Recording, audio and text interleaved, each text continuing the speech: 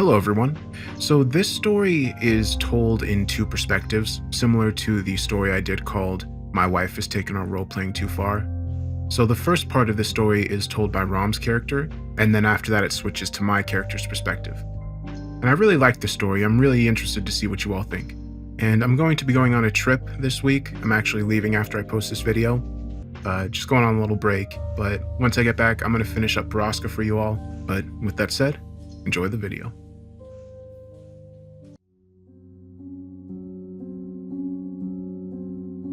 There was a bundle of papers wadded in a deep pocket of the backpack, but I didn't notice until after I got it home.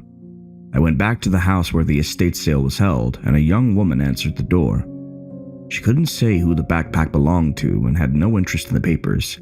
Her grandmother was the one who died, of old age, natural causes. Apparently she was a bit of a hoarder, so I don't know if I'll ever be able to track down the source. The handwriting is tiny, and the pages are damaged. I'll transcribe as faithfully as I can. September 5th. The man on the trail is dead and will need to be moved. It is a more difficult task than I would have guessed, and nearly impossible for a 5'4" woman with no help and no gurney. I tried to drag him toward camp right after I found him this morning, but only succeeded in pivoting him and twisting his legs around each other horribly. Bodies look so wrong once they stop feeling pain. I never thought I would have so much experience with death, but I haven't cried over the loss of someone since the lighthouse. This man shit his pants before he died, and moving him made the smell worse. It will bring the animals in. Still no signs of Ira or Bill. September 6th. I used Ira's foam sleeping mat like a sled to move the dead man. It still took me an hour to drag him 30 yards, and now the mat is so torn up that I'm questioning whether it was worth the effort. Gary Law. His driver's license is in his wallet. He's from Utah. I took the sight of him as a good sign at first. Another human on the trail might have meant we were close to civilization, but now I'm not sure what he was doing out here, or what it means. I can't tell what killed him. No claw marks, no wounds on his hands. He's stoutly built, but with the bagginess about his physique that makes me think he was starving. He died with his mouth open. Every mucous membrane turned ash gray. I don't think he was attacked. It's a relief. If he had been missing pieces, the logical thing to do would have been to move camp. But then Ira and Bill would have come back to nothing. I'm more afraid of being separated from them than I am of anything else. Still waiting on them both. September 8th. I spent all day yesterday stripping and burying Gary Law. He was shorter in stature, but his clothes should fit Bill well enough. His feet were small, so I'm keeping the socks for myself. They're almost brand new, thick, blue wool. I can tell he wasn't an outdoorsman. Everything else was new, too. New shoelaces, new cross trainers, new windbreaker. None of it quite right for someone trekking this far out. And the pants are from Banana Republic, pleated and with a neat sheen. These aren't pristine like everything else, and were hemmed by a tailor. I washed them in the creek, but they still smell like shit and death. Everything does, actually, to the point that I think the smell might be on me, in me. I weighted the pants down on a stone near the ridge that gets full sun. I miss bleach. I put green boughs on the signal fire today, but there was no answering smoke. I'm more worried about Ira than I am about Bill. It was Bill who found this trail to begin with. He always finds his way. September 9th. Bill came back today. He took his time coming through the trees, and I got so scared I almost fired the gun. But he clapped, and I clapped back. And he called out to say he was injured. It was the loose shale on the hill between camp and the cave where Lillian was killed. He got caught in a slide and wound up buried to his hips, in 1 foot wedge between boulders. He couldn't get free until the rocks shifted again, which they did that night when a whistler came by. He's sure it didn't see him. He had to spend 2 days convalescing within sight of Lillian's cave before he was well enough to hike back. 2 nights alone out there. I boiled water while I listened to the story. and gave Bill some aspirin from the dead man's backpack. His foot needed to be wrapped, but I don't think it's broken. We should stop splitting up, I said. He nodded and pushed his pack toward me. There was salmon and berries and some mushrooms I didn't really trust. We should think about hiking out, pick a direction and go. It's been 4 weeks. We'll only get weaker. When Ira comes back, I agreed. But Bill pursed his lips like there was something he couldn't say. What? But he only shook his head. It's been 10 days now since Ira left. September 11th. I woke up this morning to a sound I thought was a whistler, but it was actually Bill, on his knees, crying at Gary Law's grave. I yelled at him about it, about waking me up and making so much noise. He looked hurt, and I felt bad. I'm just worried about Ira, I think, and afraid. I don't know what we'll do when the weather starts getting colder. If we wait too much longer, hiking out won't be an option. There hasn't been any sign of rescue. No planes or helicopters. No smoke. No sounds but wolf howls and the distant whistling. Like elk mating calls, almost. If Ira were here, he'd tell us a story to get our minds off things. He's a registered nurse. He doesn't panic. September 12th. I apologized to Bill last night. He shook his head like it was nothing, so I put my hands on his shoulders and apologized again, because I needed him to really hear it. Well, I'm sorry you were alone. We should never have left you alone. He was looking into my eyes so sadly, and I imagined he was remembering all of the awful things of the past weeks and feeling the same guilt I felt. It was our research that brought everyone here, our recklessness and curiosity to blame. And he kissed me, and kept kissing me. And finally, I kissed him back, because I was feeling something for once. Not even lust, really. More like homesickness. A little breakthrough of pain and wonder after all the bitterness and hardening and cold. We undressed each other and had sex in the tent. I don't know why. I've never cheated on Ira before. Never even thought about it. This didn't seem wrong in the moment. But now it's difficult to write down. It just felt like something we both needed. We didn't say anything at all. Afterward, he went outside to sleep by the fire, like he couldn't stand to be so close. He spent this morning hauling water and wood, barely pausing to acknowledge me. I don't think it will happen again. I don't think either of us will tell Ira. September 15th. It's late. We hear whistlers just north of us. A chorus of them. Bill says he hears 8 distinct tones, but I don't know. It could be dozens. We put the fires out, and now we're crouched in the tent, with the knives and the gun. Bill reaches for me, puts himself between me and the sound when it crescendos. I don't think he knows why he does it. I don't think it would make a difference. We won't sleep tonight. September 21st. Ira is back. His coat is in tatters, and his hat is gone. He isn't speaking. I would call it shock, but he's the only one with medical training, and I don't really know what to make of him. He walks and moves fine. He doesn't look at me, doesn't seem to see me. I feel so guilty. I'm the reason he's out here. Now every time I look up, I find Bill staring at me. He tries to communicate with looks, but all I ever make out is the fear and shame. Ira won't eat. We zipped him into the dead man's jacket and left him to sleep, but he's been shaking and mumbling all afternoon. He seems exhausted, but he hardly closes his eyes. It's my fault. September 26th. Ira hasn't improved much, although he is sleeping now and eating some. I've only seen him sick once before. Food poisoning on our honeymoon. He was so stoic about it and didn't want my help. Now he hasn't got much choice. I walked about a mile north and shot a porcupine, and Bill is setting up an alder smoker so we can save the meat. He's getting serious about us hiking out, but I'm not sure how we'll manage it with Ira so sick.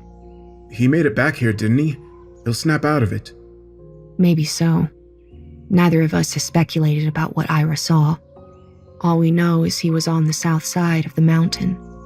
Bill has proposed we go west as far as the river, then follow it south.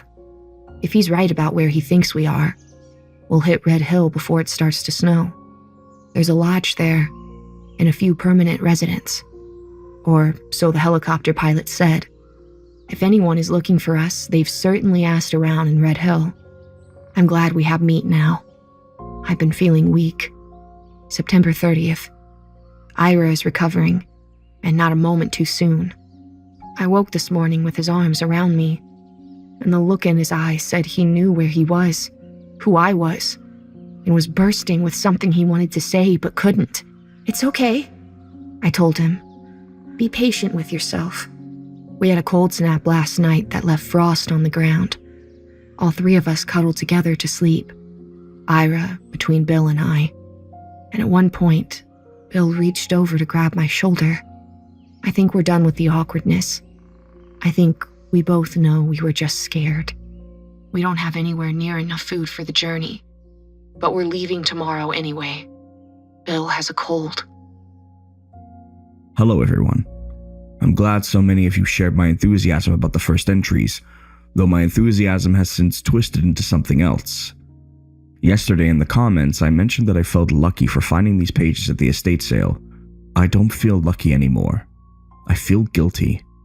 This is going to sound crazy, but the more I read and transcribe, the more anxious I feel about the pages and the woman who wrote them. Her name is Ruth, and that comes out in tonight's excerpt. I still don't know much about her.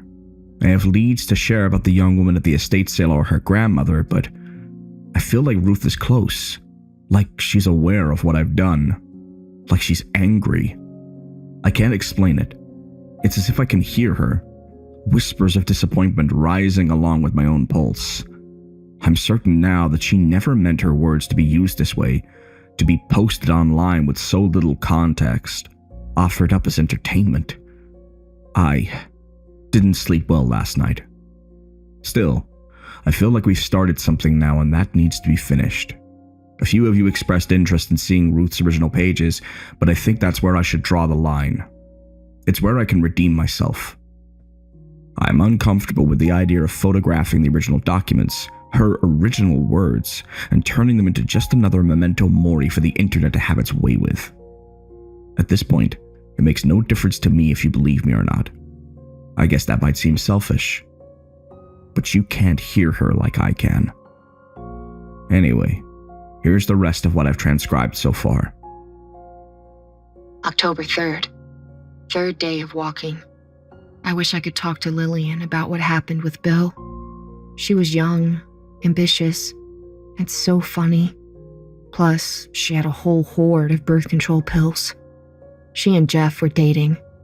I forget how many you take in emergencies and how soon after it has to be, but the pills are in her pack. And her pack is in the cave with the Whistlers and whatever is left of her.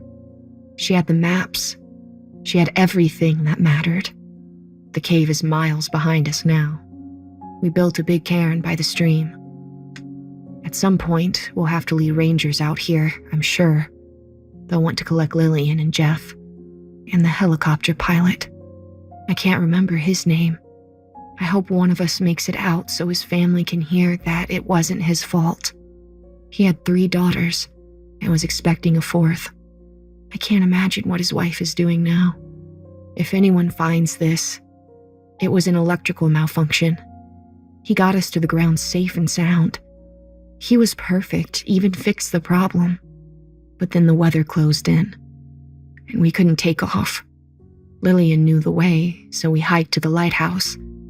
And then the Whistlers came. October 10th. It has rained for 2 days. The dead man's jacket is nowhere near warm enough for Ira and too big. But we don't have anything else. At least it's waterproof. We hear Whistlers every night now. Just after sunset. 3 or 4 of them. Calling back and forth. Bill is convinced they're tracking us. We stack rocks high around the fire. We're following a new game trail now instead of the river. The walking is easier. I didn't think twice about it until last night. Bill leaned forward on his elbows at the fireside, while the whistlers seemed to be circling us. What if this isn't a game trail? What if they made this? I don't have the energy to think about that. It's simple. If we're walking a trail they made, if their nightly whooping is urging us into a trap, we're fucked. Ira curls up in a ball when the whistlers start calling. He writhes like someone is sticking him with pins. All he said so far is, "Let's go." October 14th. It hailed today, hard. We had to take shelter under a tree, and when dark fell, there were no whistlers for the first time in a week. The silence was somehow more eerie than the threat of the whistlers. Ira felt it too, because about 15 minutes after dark, he stood up and started whooping and whistling out into the rain, calling and screaming in a tone that didn't sound like him. Bill yelled at him to be quiet, but he acted as if possessed, calling out to them at the top of his lungs, with his eyes rolling back into his head. Bill tackled him to the ground and beat him to shut him up. "Stop it!" I said, at first. But when Ira didn't stop making noise, Bill looked at me, and I closed my eyes and nodded. He had to knock Ira cold to get him to be quiet, and he was sobbing while he did it, pleading with Ira to settle down. The wind was sharp, and I think it saved us. Every tree was vibrating and creaking and howling.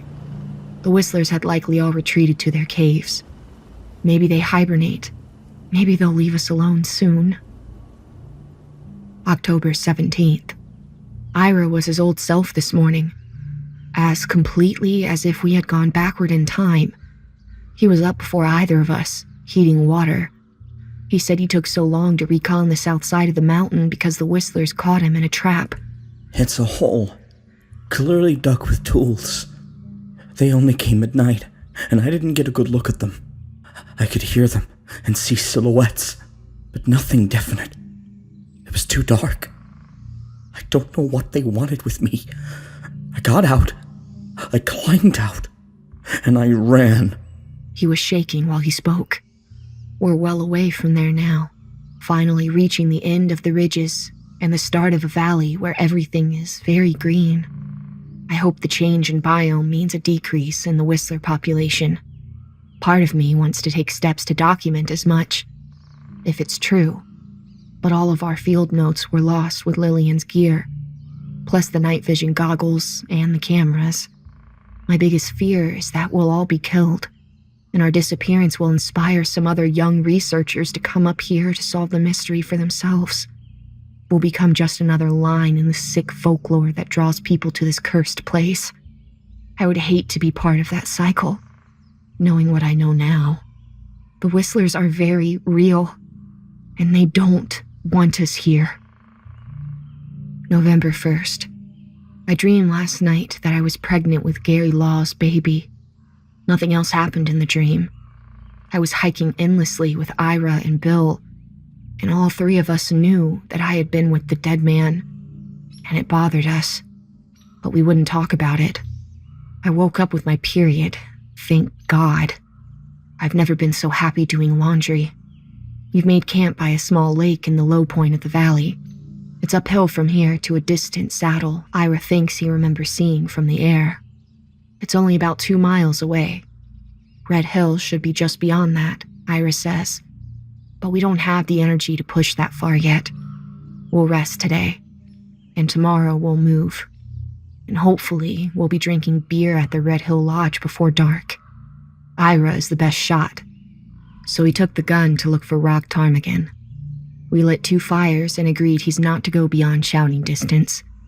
But I still worry. The whistlers don't seem willing to attack while we're in a group. Lillian and Jeff were both alone when they were killed. Besides, I'm not convinced Ira is fully recovered yet. He says nonsensical things in his sleep, cries out and scratches. That's new.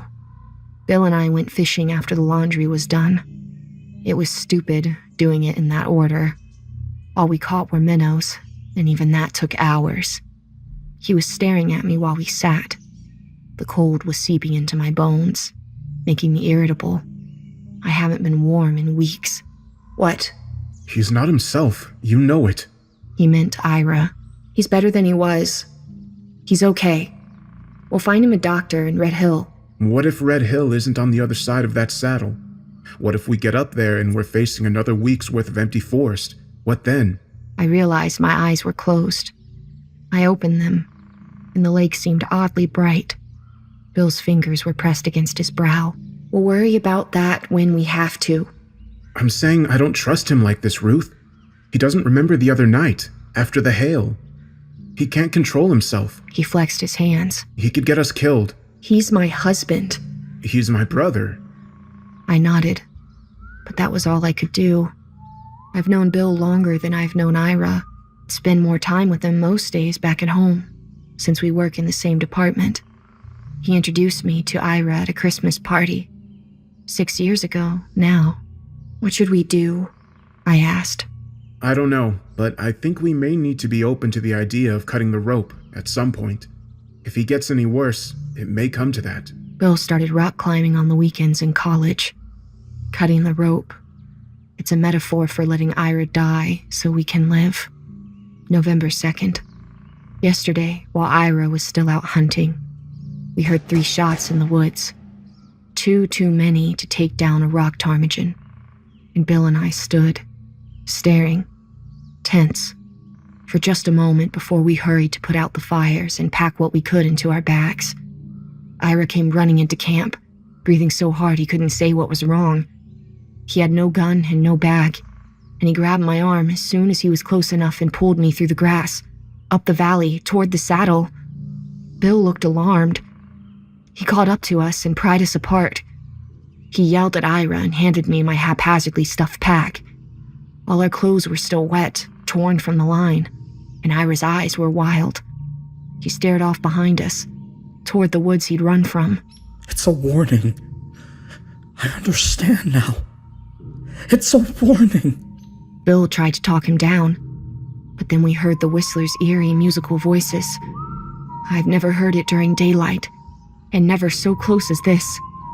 I followed Ira's gaze into the trees, and stared, and listened. I couldn't move my legs. I couldn't even draw breath. I held onto my pack straps with a stony grip, like it was attached to a balloon that might whisk me out of harm's way at any moment. Ira took my arm again, and now Bill was helping him, pushing me along the trail until I could run. We were all running as fast as we could. The trail led straight into the open, and we all reacted differently, ducking through alders or sweeping wide from the trail to be closer to the cover of the hemlock. Ira took the shortest path, straight through the matted grass of the game trail, and soon he was far ahead of me, and it was all I could do to keep my eyes on him and my legs moving as fast as they would go. He was the first to reach the hill covered in scrub, the saddle between 2 jagged peaks. He ducked low as he ran, and I lost sight of him. Bill's bad foot and pack slowed him down, and I saw him stop and crouch, wide-eyed beneath the trees. After we'd been fleeing for 10 minutes, that felt like fleeting seconds. Ira's vanishing sent panic straight to my toes. It took me no time to decide not to wait with Bill. I had to catch Ira. I kept running until I reached the ridge, my lungs burning. But once I arrived, there was no sign of him, no trail to follow. I lumbered to the crest of the saddle, clapping frantically, looking back over my shoulder for Bill, who was also gone. From so high up, I could see the forest beyond, and the river, and a flat brown bay at low tide. No town, no Red Hill. I clapped, but neither of them clapped back. I was so exposed, but the whistling was distant now, and in fact, I couldn't pick it apart from the wind with any certainty. I walked closer to the trees and built 2 fires with my fire steel and shaking hands. The second in the open of the hilltop, big and smoky. The hemlocks makes for thick cover. There was plenty of dry tinder. We left the tent behind, and the sleeping pads. Bill had the stove and the cooking pots. Ira had the gun. I had the hatchet, the fire steel, the wet laundry. I made a lean-to with the small roof of boughs, and sat through the evening with my back tense against a thick tree and waited and slept fitfully. I did the same today and kept the fires alive. And now it's getting dark. I should walk back down into the valley to collect the tent, but the sound of the daytime whistle is stuck in me like a splinter. I can't face the creature that made that sound, even after years of looking for it. I never believed the stories. Not really. We came here to research the folklore, to listen to elderly trappers and hunters tell the outlandish stories they grew up with, to record them for posterity. We never should have come here. No sign of Ira or Bill. In response to the reservations I expressed about posting the previous section, user Kiastra Hero said, "By the notes you have transcribed, it sounds more like she wants the story told as a warning for others to not go looking for whatever they're out there to find. Hopefully that eerie feeling you're getting is just from reading these accounts by yourself." I hope that's true. I hope everyone who reads this will take this as the cautionary tale Ruth intended. Judging by what's left, I think this will be the penultimate update. We pick back up on the 3rd of November, the second morning after Ruth was separated from Ira and Bill. November 3rd. The rain came through my pine shelter last night, but at least I can say it broke me out of my trance. I tightened the hip belt on my pack, added a few hours of wood to both fires, unsheathed my knife and taped it to my hand. Bill told me to do this a long time ago, if I knew I might have to run and fight at the same time. I'm walking back north, toward the place where I saw him fall, toward the place where the whistlers surprised us. Whistlers aren't the only things to worry about in these woods. There are bears, wolves, coyotes, fearless predators that encircle our warm camp at night. Conventional wisdom is to make noise when passing through denser growth. Avoid surprising a carnivore. Yet, I have long suspected that noise lures the whistlers. Prey species don't announce themselves. They pass in stealth. After what happened to Lillian and Jeff, and recently Ira, I have no doubt that we are prey. I resolve to go quietly along the margin of the hemlock, keeping the game trail to my right. The signal fire smokes squarely at my back. I walk carefully, keeping low, whispering for Bill whenever the wind slowed, pausing sometimes to listen hard. After nearly an hour of creeping and murmuring fruitlessly through the trees, I lost my caution. "God damn it, Bill!" I shrieked, and seconds later his clap came. 2 shocks of sound. I clapped back, and he did too. And then I found him, damp and chilled to the bone, slumped against the base of a tall spruce tree, not 30 feet from where I'd yelled. The needles where he sat were soft and dry. I sat down beside him, overcome. I tore the tape off my hand and held his face in my palms. His eyes were alert, despite everything. "Where are you hurt?" He lifted his ankle. It was still wrapped, but swollen now, risen like bread dough. It must have been fractured all along, and our sprint across the valley was the final straw. He was quiet, but grimaced as I wrestled off his sock and the inadequate wrappings. I held his foot against my thigh, feeling the mess of swollen tissue. There was a deep blue bruising all across the top of his foot. He took my hands before I could do anything more. "Where's Ira? I smelled the smoke from your camp." I shook my head. I couldn't catch him. He didn't have a pack to weigh him down, and he's such a fast runner to begin with. He was over the ridge before me, and once I got up there, he was gone. If he saw my smoke, he hasn't let on. "He left you? He had no gear." I focused on the foot, knowing I would need something tight and sturdy to wrap it in if I had any hope of moving Bill up to my camp. I took the dead man's blue wool socks from my feet. They were small for Bill and worked like a compression bandage. I rolled both of them onto the one foot, and there were tears coming down his face before I was done. "I'm sorry," I whispered, "but you're lucky. I don't think it's broken all the way through. Just badly fractured. Ira would know." He stared at me after I said this, but I avoided his gaze. I cast about until I found a dry branch straight enough to make into a crutch. Bill is just over 6 feet tall, so it was awkward walking a mile uphill with half his body weight on my shoulder. I could see he was in tremendous pain, but we made the trek without stopping, and it wasn't until he had collapsed beneath my pine shelter that I paused to let myself wonder if I'd pushed him too hard. It didn't matter now, I reasoned. We were as safe as we could hope to be. I fed him the last of the dead man's aspirin and elevated his foot. There was nothing else. No food, and nothing to catch food with. I'll worry about that tomorrow. Tonight, it's all I can do to keep the roof intact and the fires burning. Ira will see the smoke and come to us before Bill is ready to walk again. He will. He has to. November 6th. The swelling has gone down on Bill's ankle. I killed a bird, a grouse, by throwing rocks. That seems like a new low. Rock throwing is a part of a deeper tier of human desperation we should never have had to access. While sitting immobile, Bill has made a bow. He'll use the bird's feathers for arrow fletching, and maybe for fishing flies. He saved the longest tail feather out for me, to use as a quill, he said, in case my pen dies. We need to scout the area before we move again. I could hike to the top of one of the peaks, but I can't justify leaving Bill alone that long. Not that he's helpless, but the awful truth is we're both down to the last of our endurance. If we get separated, if I wind up alone again, I don't think I'll have it in me to keep going. It's bothering Bill, not knowing what happened to Ira. The Whistlers were behind us. He was ahead. He keeps saying. If they were hunting, they would have caught him. So they weren't hunting. What did they want? Why did he stop? At night, we hear them in nearly every direction, but they keep their distance. They aren't circling closer like they usually do. It's as if they want us to know we're within their boundaries, trapped within their home turf. If we sleep in shifts. November 10th. No news. The weather is dry, but much colder than last week.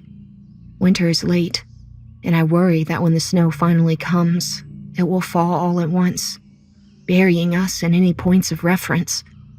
I built a windbreak and improved our shelter. Caught a rabbit, helped Bill bathe. I keep catching him putting weight on his foot, rushing things. No sign of Ira, and not much sleep. November 12th. It snowed overnight, at last. Just as I predicted, it came in a big rush, a great dumping of powder, and then a sunny morning. The signal fire on the hill was smothered, but Bill wouldn't let me go out and relight it. He would have seen it by now, he said, meaning Ira. Save the drywood. He made a second crutch and uses both to humor me, but he says he can't be idle anymore. It seems such a risk to move on in this weather with you hurt. If we stay here, we will die. He's talking about building a sled once the snow is thick enough. I can't listen. I'll take the bow to the top of the hill, scout our path, look for game. November 13th. Nothing much to see from the high ridge yesterday. No snow has fallen yet around the bay, and it occurred to me that we might just follow the coastline south. We could set a new fire every day on the beach. Leave it smoking. Maybe a plane will pass. Maybe Ira will see us from wherever he's hiding. Maybe the Whistlers don't swim. Bill says we'll leave tomorrow. What about Ira? I said. He shrugged, looking exhausted. I don't know which way he went. I don't know where to look. I don't know where he is. If we leave, we will never see him again. I started to cry, and Bill walked away to the shelter and curled up like he was going to sleep. He turned his back to me. I looked out across the saddle and the valley and tried to keep my tears quiet. It was just dusk. No distant fires. No smoke. If he's nearby, he is cold. He is dying, and I'm helpless. It's full dark now, and for the first time in weeks, the Whistlers haven't made a sound. November 14th. Bill woke me up at dawn. He had hot water and a scrap of rabbit for me. I'm saving the bones and feet in a plastic bag. I don't know if they'll be any good for soup, but soon they may be all we have. He lifted my pack for me to put on. then put his hands on my shoulders. I'm sorry. I don't know what else to do. I looked back at him, watched while he got into his own pack and kicked snow and dirt over the fire's embers. I thought of leaving a note for Ira to follow or some kind of sign, but the snow is falling again in pellets. Every trace of us will be obliterated soon. November 18th. The hiking has been easier since we got below the snow line, but the weather is following us. The coast is icing over. We're making good time, and I think we're both relieved to be off the game trail. Aside from mud and rough gravel, the terrain is much easier here along the beaches than it was up in the trees. It's been 5 nights now since we heard the whistlers. Maybe they don't like the cold. Or maybe we finally left their natural range. Even the smallest hope is agony. We had some luck with fishing yesterday. An enormous trout was stuck in a low pond after the tide went out. Probably sick. Probably already dying. We spent the whole day gorging on it and cutting strips to smoke. I found Ira's gold watch in my pack. I gave it to him for our 2nd anniversary. He had a habit of taking it off whenever he worked with his hands, and must have stashed it in my bag to keep it safe. I asked Bill if he wanted to wear it, but he said no. There's no point in looking at the time, I guess. I buried it near the fire, built a cairn over top, said some words, like a funeral. Bill didn't say anything. I had to do something in order to keep moving. I don't feel certain Ira is dead, but I can't fathom what it means if he's out there and we're leaving him behind. The most horrible thought is that he's the reason the whistlers are gone. Maybe he's leading them on a chase away from us. Or maybe they were hunting, and they caught him, and their hunger is satisfied for now. Don't think like that. Bill says, but I know Ira is in his thoughts too. Bill is a folklorist, like me, but that's not what drew him here. He wanted to see the whistlers with his own eyes, like Lillian did. He wanted to document them, their habits, describe them as a species for science. Everything that's happened so far fits the stories. Don't, Ruth. But I don't stop, because he knows the stories even better than I do. He knows we're just like all the other characters now. Hunted, doomed. They pick the groups apart. They separate people. They take their prey one at a time. You don't believe the stories. You never believe them. I opened my mouth, but the words were delayed. I believe we'll never see Ira again. We sleep a little bit apart despite the bitter cold. He's always up before I wake. Bill says he recognizes this coastline, and there's a pinnacle to the east he calls Fanphone Point. I'd say we're 8 days north of Red Hill if we stick to the coast. I'm not getting my hopes up. November 28th. 10 days since I wrote. It all blends together. This bit of shoreline looks just the same as what we saw days ago, and the water just as flat and gray. If it weren't for Bill and the compass, I would assume we were skirting a large lake, not an inlet of the Pacific Ocean. I would assume we were going in circles. We do have Fanphone Point to navigate by, and the stars. The weather is cleared. Winter is hesitating again. I worry I'll never see leaves on trees again, or flowers opening up in a field of grass. I worked all the time. Ira and I didn't take a vacation last summer. I squandered so much. Some days Bill and I don't speak a word to each other. We stop walking. He assembles the shelter. I build the fire. He unpacks the food. I hang our damp clothes. We eat. We sleep. And in the morning, we walk. December 1st. I saw Red Hill first. Our strip of shoreline was getting rocky, so we went up into a stand of cedar and found a steep bear trail. We haven't heard whistlers in weeks, so we beat pots and shouted every few steps. And something about us using our voices made us giddy. Bill started singing a camp song I'd never heard. Something from when he was a child, I guessed. Full of rhymed bodily functions. He laughed when he sang it. Laughed until tears rolled down his face. He had to stop to catch his breath. and I walked a short ways onward because it seemed he needed a moment alone. It seemed he was finally realizing what I realized when we left our camp near the saddle, that we had abandoned Ira to an unknown fate, that he might have died a preventable death because we were too scared and broken to search for him. I walked toward a break in the trees, with Bill hyperventilating at my back, and saw a straight line far away, in a clearing where lighter green grass vibrated amongst dark evergreen. We were on a bit of a ridge, and could look down onto the distant orderliness of a minuscule town, just a lump of weedy brush and granite rising out of a marshy lowlands. Now I was crying. There was a water tower, a long split-rail fence. Distantly, some low buildings and power lines were visible against a curtain of trees. I called to Bill, who ran up beside me and stopped and stared. He wrapped his arms around me in his relief, squeezing me hard against his chest.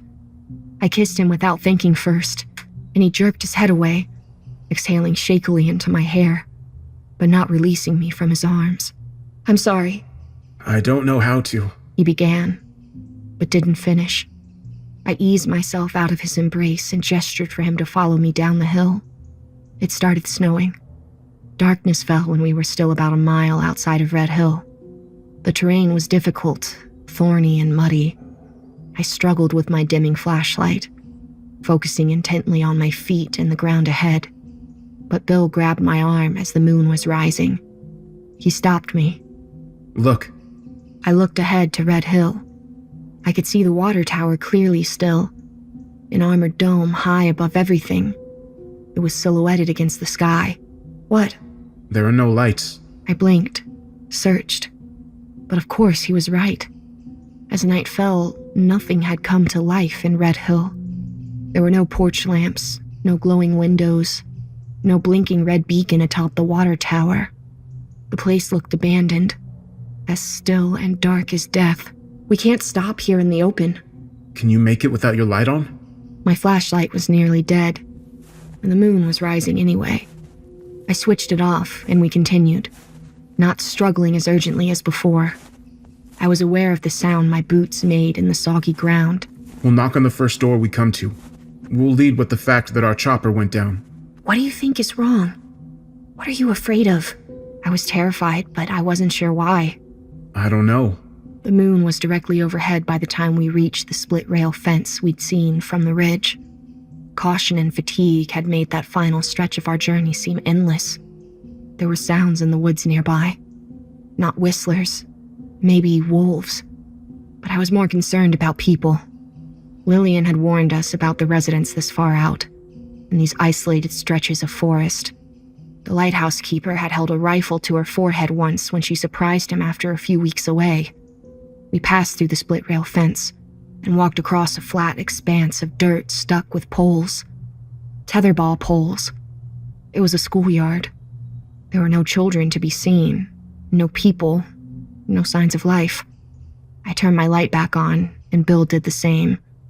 He had a headlamp, brighter and whiter than my little incandescent torch, and walked ahead of me through the yard, up toward a chain swing set and a few low buildings that looked like houses. The street between them was hard dirt, scattered with rough quartz gravel that glittered in the light. He was bold. He walked up the low porch of the front house we leveled with and rapped sharply on the front door. Anyone home? Our helicopter went down. We need help. All was silent. I looked around while he stared at the door, hoping that noise might draw movement elsewhere in Red Hill. No luck. We went house to house, knocking and calling at 8 buildings on that lonely street. We ended at a lodge, a sort of multi-purpose building that contained rooms for rent, a post office, and a meeting hall. It was deserted like the rest. My flashlight flickered and died while we stood on the front porch. Bill tested the handle and found the lodge unlocked. I can't see how anyone would object. Tipping his headlamp beam downward and looking at my face. We were both shivering. The pilot said people lived here year-round. He must have been mistaken. Inside, Bill felt along the lodge's wall for a light switch, but there was no power. I found a full kerosene lamp on a bookshelf and a book of matches and an ashtray on the table in the lodge's dining area. I lit the lamp and breathed a little easier. Bill walked around the lodge's rooms with his headlamp, getting his bearings, but I sat at the table with the lamp, holding my head and trying to feel grateful for the shelter. He came back, wiping his hands on his pants. The breaker didn't do anything. There's a generator back in the utility room. Looks like it's got a little fuel left, but I'll wait until morning to try it. When I didn't respond, he came to sit across from me at the table. Abandoned or not, we're going to have to winter here. I nodded. We'll get our hands on a radio and as much fuel and food as we can find. We'll hole up and wait it out. Someone will come for us. I nodded again, but couldn't look at him. All you need is rest. He led me towards the bedrooms and opened a creaking door for me. The room had a double bed with a pretty cream-colored quilt, a closet with accordion doors, and a wide window that looked out on blackness. Is there a room without a window? He looked at my reflection in the dark glass, then looked at the real me. I carried the kerosene lamp, and my unsteady grip cast eerie shadows. Of course. He ushered me into the room directly across the hall. It was adjacent to a doorway that led away toward a lounge full of deer trophies and enormous television screens. It had skylights, and the moon was showing through. The bedroom was nearly identical to the first, except the bedspread was blue patchwork, and the window was replaced with a hanging tapestry of sweet pea blossoms. I nodded, set my backpack down, and placed the lamp on top of the dresser so it cast light on each of the 4 walls. I unzipped my jacket, but Bill stayed in the doorway. I could take the room across the way. Don't be silly. He gave me a serious look, but put his pack down beside mine and came to get in bed with me. Suppose it's too cold to sleep apart, he said, taking off his boots and settling rigidly under the covers. Why is it different from sharing a tent? It just is. I thought I would fall away into the deepest sleep of my life, but the wind picked up, and the lodge creaked and shuddered around us, and I thought every other sound was a footstep or a human whimper. At one point, I woke Bill up, dead certain I'd heard a baby crying. He stroked my hair and listened for a full minute, then pressed me against the mattress by my shoulder before lying back down himself. Back to sleep, he mumbled. But I didn't sleep. Instead, I took the kerosene lamp to the chair in the corner and wrote down this strange day. Bill is motionless in sleep, one arm slung beside him in the place I left. It is different, just the 2 of us sharing a domestic space. What will become of us during months of isolation? What will we look like to whoever finds us?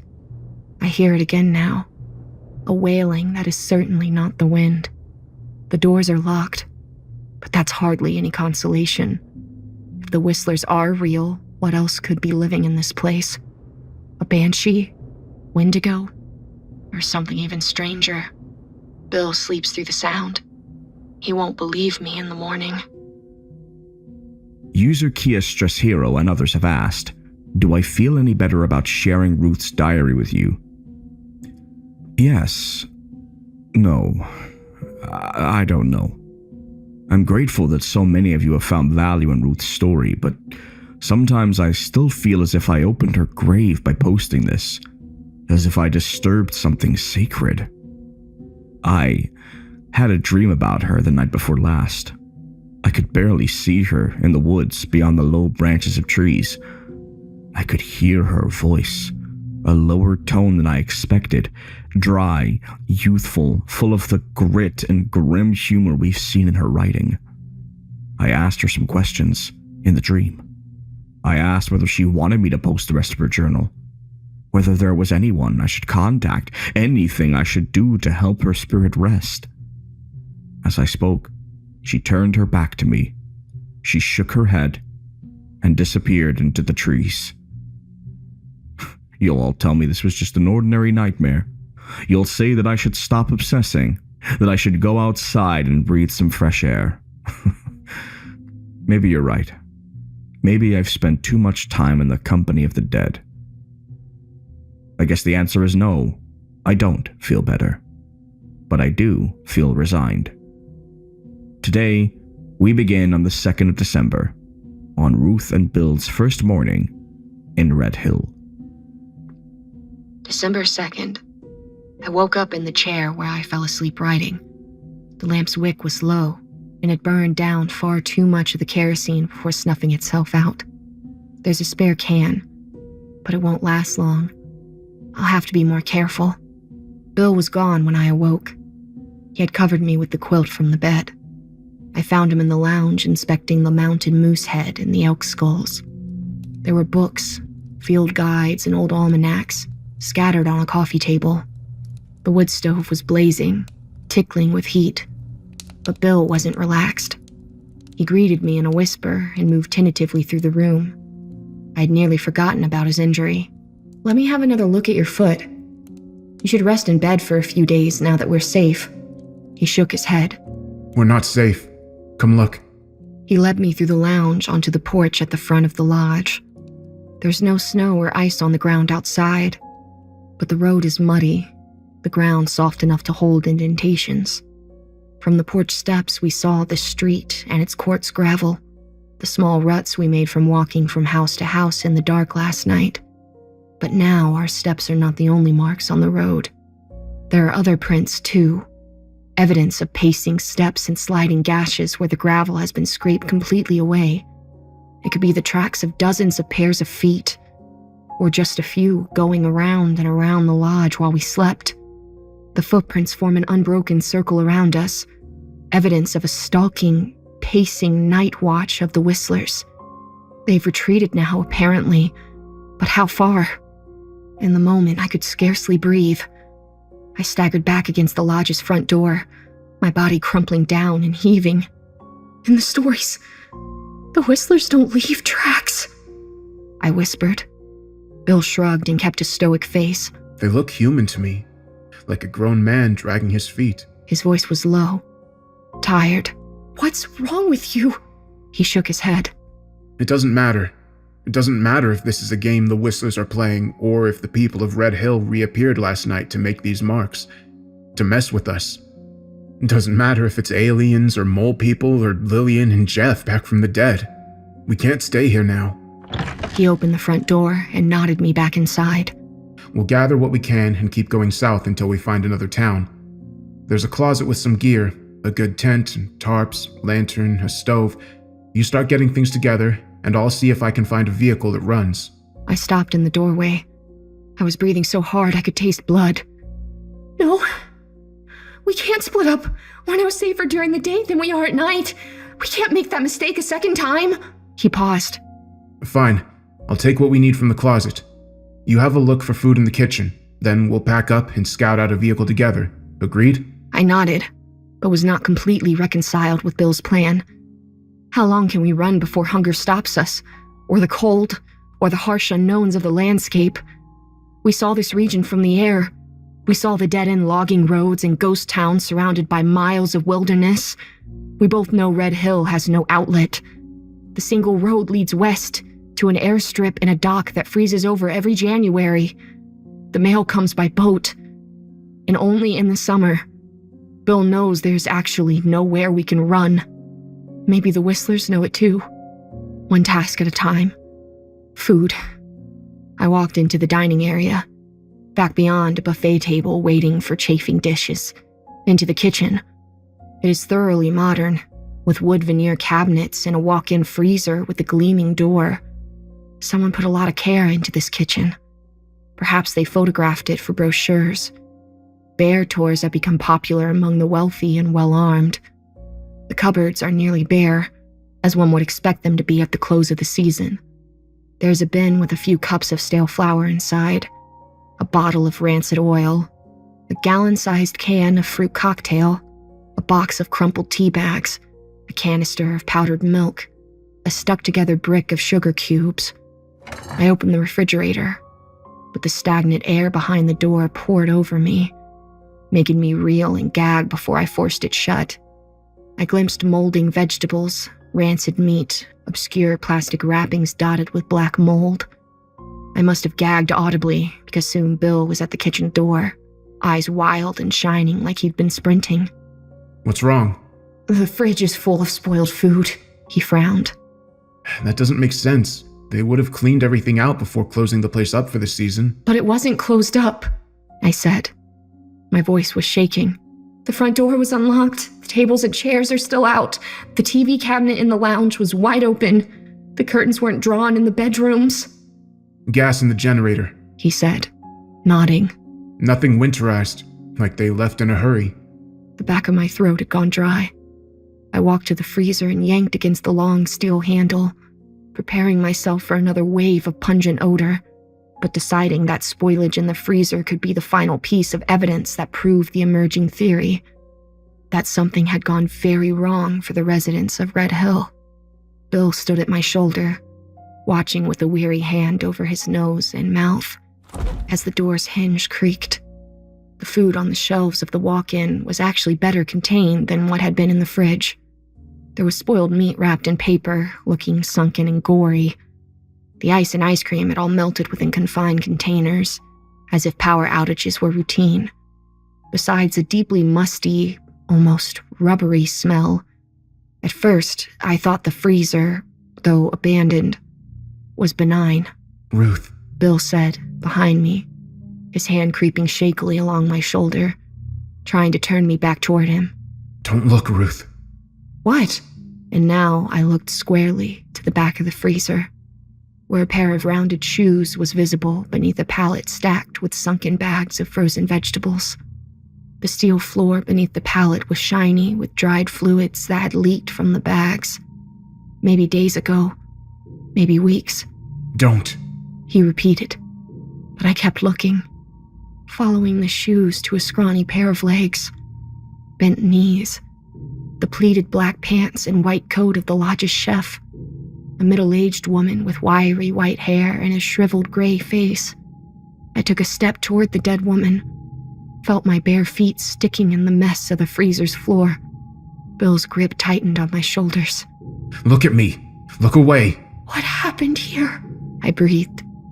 He pulled me away, out of the kitchen, through the lounge, all the way back to the bedroom, where he gently shut the door and put me to bed, wrapping me tightly with the quilt. Just as sleeping beside Bill is different out of the wilderness, so death is freshly strange within the confines of the lodge. The dead chef makes less sense to me than Gary Law or the lighthouse keeper. She died indoors, in a place where the beds were still made, where the refrigerator was filled with food. She should have been safe. Why would they leave her here? I said.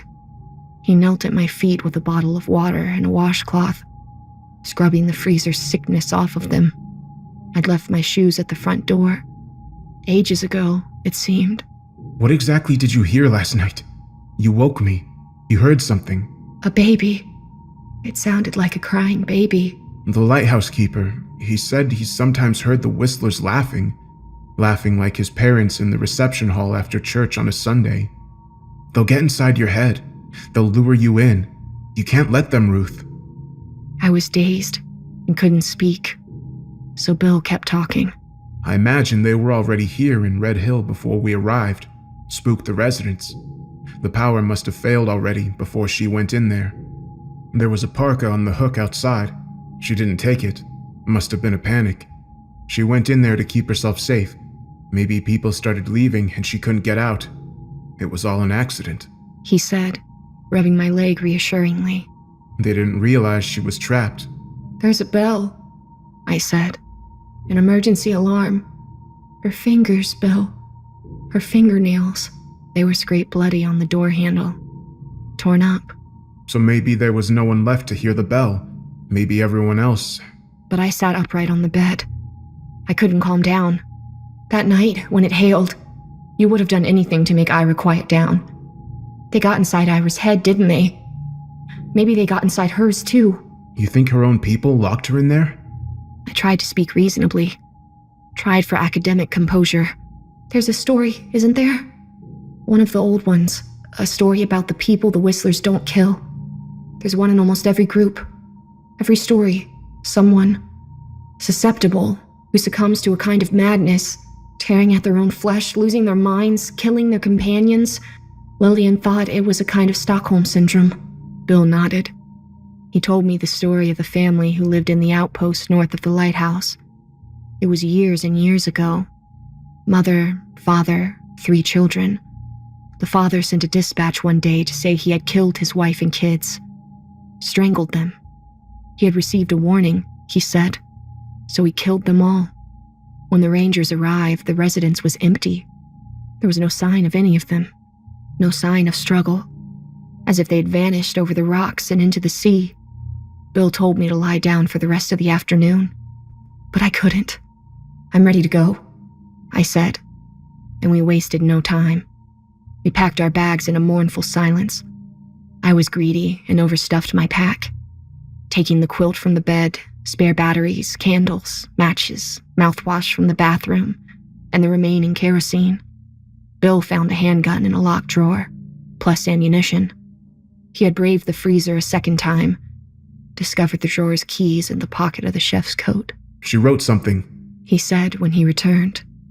There was a clipboard mounted on the inside of the freezer, an inventory log, and a pen. The chef had scrawled a desperate message on the blank backside of the page. I understand now, after all these years, all these long winters of hearing those damn things howling out there in the woods. The Whistlers stand with their backs to us. They stand between us and something terrible. They've been protecting us all these years, keeping it at bay, whatever it is. They were warning us all this time. And now it's too late. Too late by far. It's come to Red Hill at last. I've copied it verbatim. I can't stop thinking about it. You were right, Bill said, shaking his head once he was finished reading. He crumpled the page and left it on a table. Stockholm Syndrome. I was wrapping the end of a fireplace poker with duct tape, but slowed and looked at Bill now, considering the chef's words. They caught Ira in a trap. Yes. They didn't kill him, didn't hurt him. He was well enough to find his way back to us. He escaped them. But... I don't want to hear it, Ruth. I nodded and practiced swinging the poker against fire logs. Even now, all we have to go on are other people's words. We came all this way to conduct our own research, and the only thing we've learned is fear. We hear the Whistlers, but have not seen them. We fear the unseen. But what if that's a failure of imagination? Perhaps there's something else to be afraid of. Some reason the stories are so few and scattered. Some reason there are so rarely any survivors. Some reason Bill and I have made it this far. Some unknown. We wrote a note that we left on a side table near the front door. Our names and the date, contact numbers for our families back home, an apology that we didn't do more for the woman in the freezer. We couldn't spare the time and energy it would take to bury her. I put the kitchen parka on over my jacket and pants. Bill layered his clothes under Gary Law's. We took gentle steps away from the lodge, across the barrier line of Whistler tracks, listening hard. In the light of the day, it was clearer that Red Hill had been evacuated in a rush. There were split logs stockpiled beside every structure, potted plants drying out on porches, a garage door left open, its contents in disarray. Not many vehicles, Bill said, as we walked to the far side of Red Hill, out toward the skinny dirt road that led out of town. So this road must lead somewhere, I said, hopefully. They got in their cars and took this road out of town. Bill didn't seem encouraged. To a dock, to an airship maybe. I'm sure a town this size has emergency evac procedures. We could follow this road and end up at a dead end. But still, it's better than not knowing. It's better than planting our feet here and waiting to starve, or worse. He tugged on his coat and squinted against the bright white sky. We looked into the houses along the main street. Most front doors were left unlocked. One had keys stuck in the knob, dangling. We found a loaded revolver stashed under a mattress and a dog trapped inside a bare kitchen pantry. It was a mutt, shaggy, pissed off. We opened the door and it shot away into the woods. Didn't look back. Even that brief scouting wore me out. Bill kept looking over his shoulder, tightening his grip on the gun, and staring around at every sound. My shoulders were aching under the pull of my packed straps. At last, we found 2 worthy vehicles, each with slightly less than half a tank of gas. One a smallish van and the other a Jeep with studded tires and the keys sitting on the dash. Bill leaned his hands on the Jeep as if it meant we were saved, but I stood apart, unable to shake a sick feeling in the conundrum of the chef's final words. "What if we don't leave?" I said. What? "You said yourself there's nothing certain at the end of that road. We could drive to the coast and get stranded. We could end up on foot again, in the woods, exposed." We're exposed here. Did you not see those tracks? I did. They surrounded us last night. They were everywhere. And yet here we are, standing in the street, alive. For months, the Whistlers have been on top of us, but we're still breathing. Tell that to Lillian and Jeff. Tell it to Ira. I was blinking away tears, but I wasn't upset, just overwhelmed. "One more night indoors," I bargained. "Let me wash and be warm just one more time. I'm so tired, Bill, so tired." He didn't agree, not explicitly, but while we stood with the Jeep, it started snowing, just the lightest veil falling between us. We returned to the lodge. He moved around with a sort of quiet, powerless violence, locking and barricading the doors, drawing curtains, checking and rechecking the guns. He parked the Jeep in front of the lodge and loaded the back seat with gear and tools, as if to remind me that our present comfort was necessarily temporary. We dragged the bed into the lounge, close to the stove. We moved the lounge's couches and tables towards the windows, then made the bed, almost reflexively, shaking the quilt out between us and draping it over the neatened sheets. Night was falling by then. We're getting out of here at first light. Bill informed me. "I'm going to boil a kettle and take a bath." He softened just a little. I saw towels in the closet. The water pressure is low, but the faucets still work. Drawing from the water tower, I assume. I only needed a few inches of cold water anyway. I didn't want to dilute the heat. I was eager to be cleansed of the dead chef and Gary Law, and even Ira. Eager to get the smell of the forest off my skin and start forgetting the things we'd done to stay alive. I took my hair down while the water dribbled into the tub.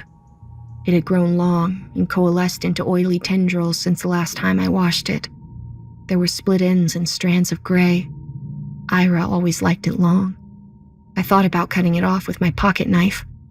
Thought of how light and unencumbered I would feel once the oily heft of it was gone. I think about getting clean the way I think about eating and drinking. It's a need I can't imagine anyone taking for granted. That feels like it may never be completely satisfied. I hadn't added the hot water yet when I was interrupted by the sound of Bill barreling through the hallway. He opened the bathroom door, saw me halfway undressed and with my hair down, and closed it abruptly. He spoke through the door in a rush. It's them. We're away from the windows in the front hallway, listening to them. The terror is not just something I remember and have learned to feel, but innate. I experience the fear of the sound on some deep, unconscious level. It is a warning, clicked into the deepest part of my mammalian brain. Danger. Bill held my fire poker and both guns. Gave me my choice. I took the revolver. Only full bullets left in the cylinder. He took the handgun in its full clip. He rested the poker and the hatchet against the wall and stood behind me near the doorway, pressing his body against my back, his mouth to my ear. At least 4 of them. Close enough I could hear footsteps. The sound came from every direction. The porch steps creaked, but our angle was awkward. I could barely see the front windows from where we cowered, and the low light from the stove and electric lanterns barely reached the door. We could go out through the kitchen exit. To the furthest cabin. No lights. Run for it. It was a fine plan. The Whistlers might be attracted to the light and heat of the stove and the lanterns. Might not notice us slipping away. Yet, at that moment, I didn't have it in me to flee again. If they drove us from the lodge, who was to say they wouldn't drive us from a cabin and back into the woods? We couldn't survive being out there again. Not in the looming snow. Not just the 2 of us. I thought of the wash line and tents we abandoned the day we lost Ira, and how our flight across the valley had cost us. No, I said. Not again. I charged away from Bill, straight toward the front door, where the whistlers murmured. I threw open the front door, despite Bill's warning cry, and saw only one figure beyond it.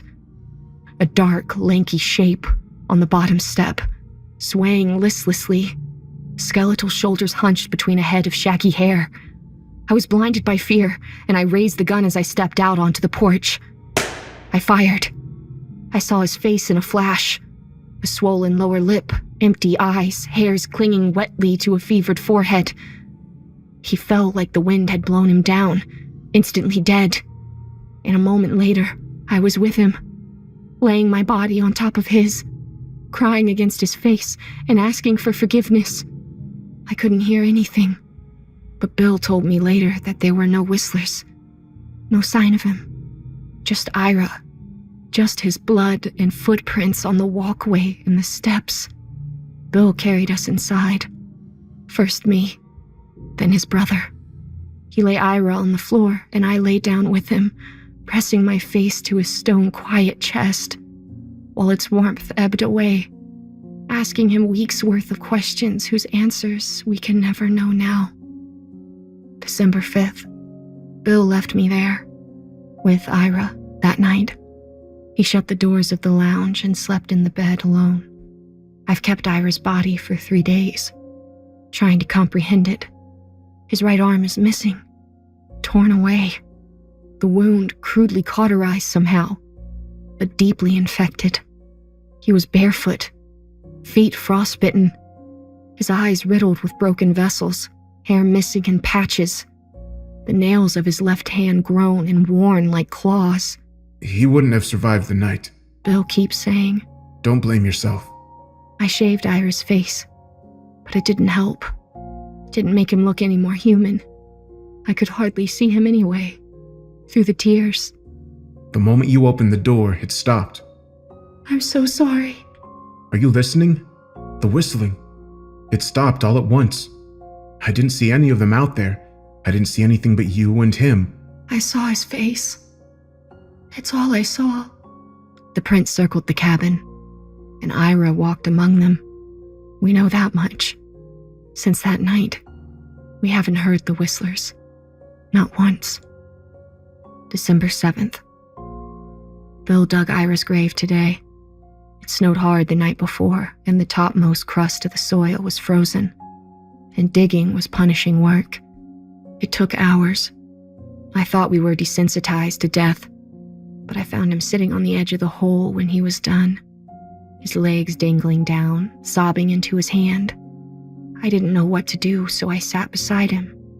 Ira was inside the lodge still, rolled in a pale yellow sheet, wrapped up so we couldn't see his face. We sat there together for a long time, both of us pretending we were safe, and he was alive, and the hole was anything other than a grave. I felt the cold in my joints like shards of glass. Why don't we lie down with him? Bill said, meaning down in the hole. I stroked the back of his head. I couldn't think of a good answer. It seemed to me we'd been offered plenty of chances to die and declined them until now. I looked into the dark of the hole, whose bottom was settling with tiny snowflakes that didn't last.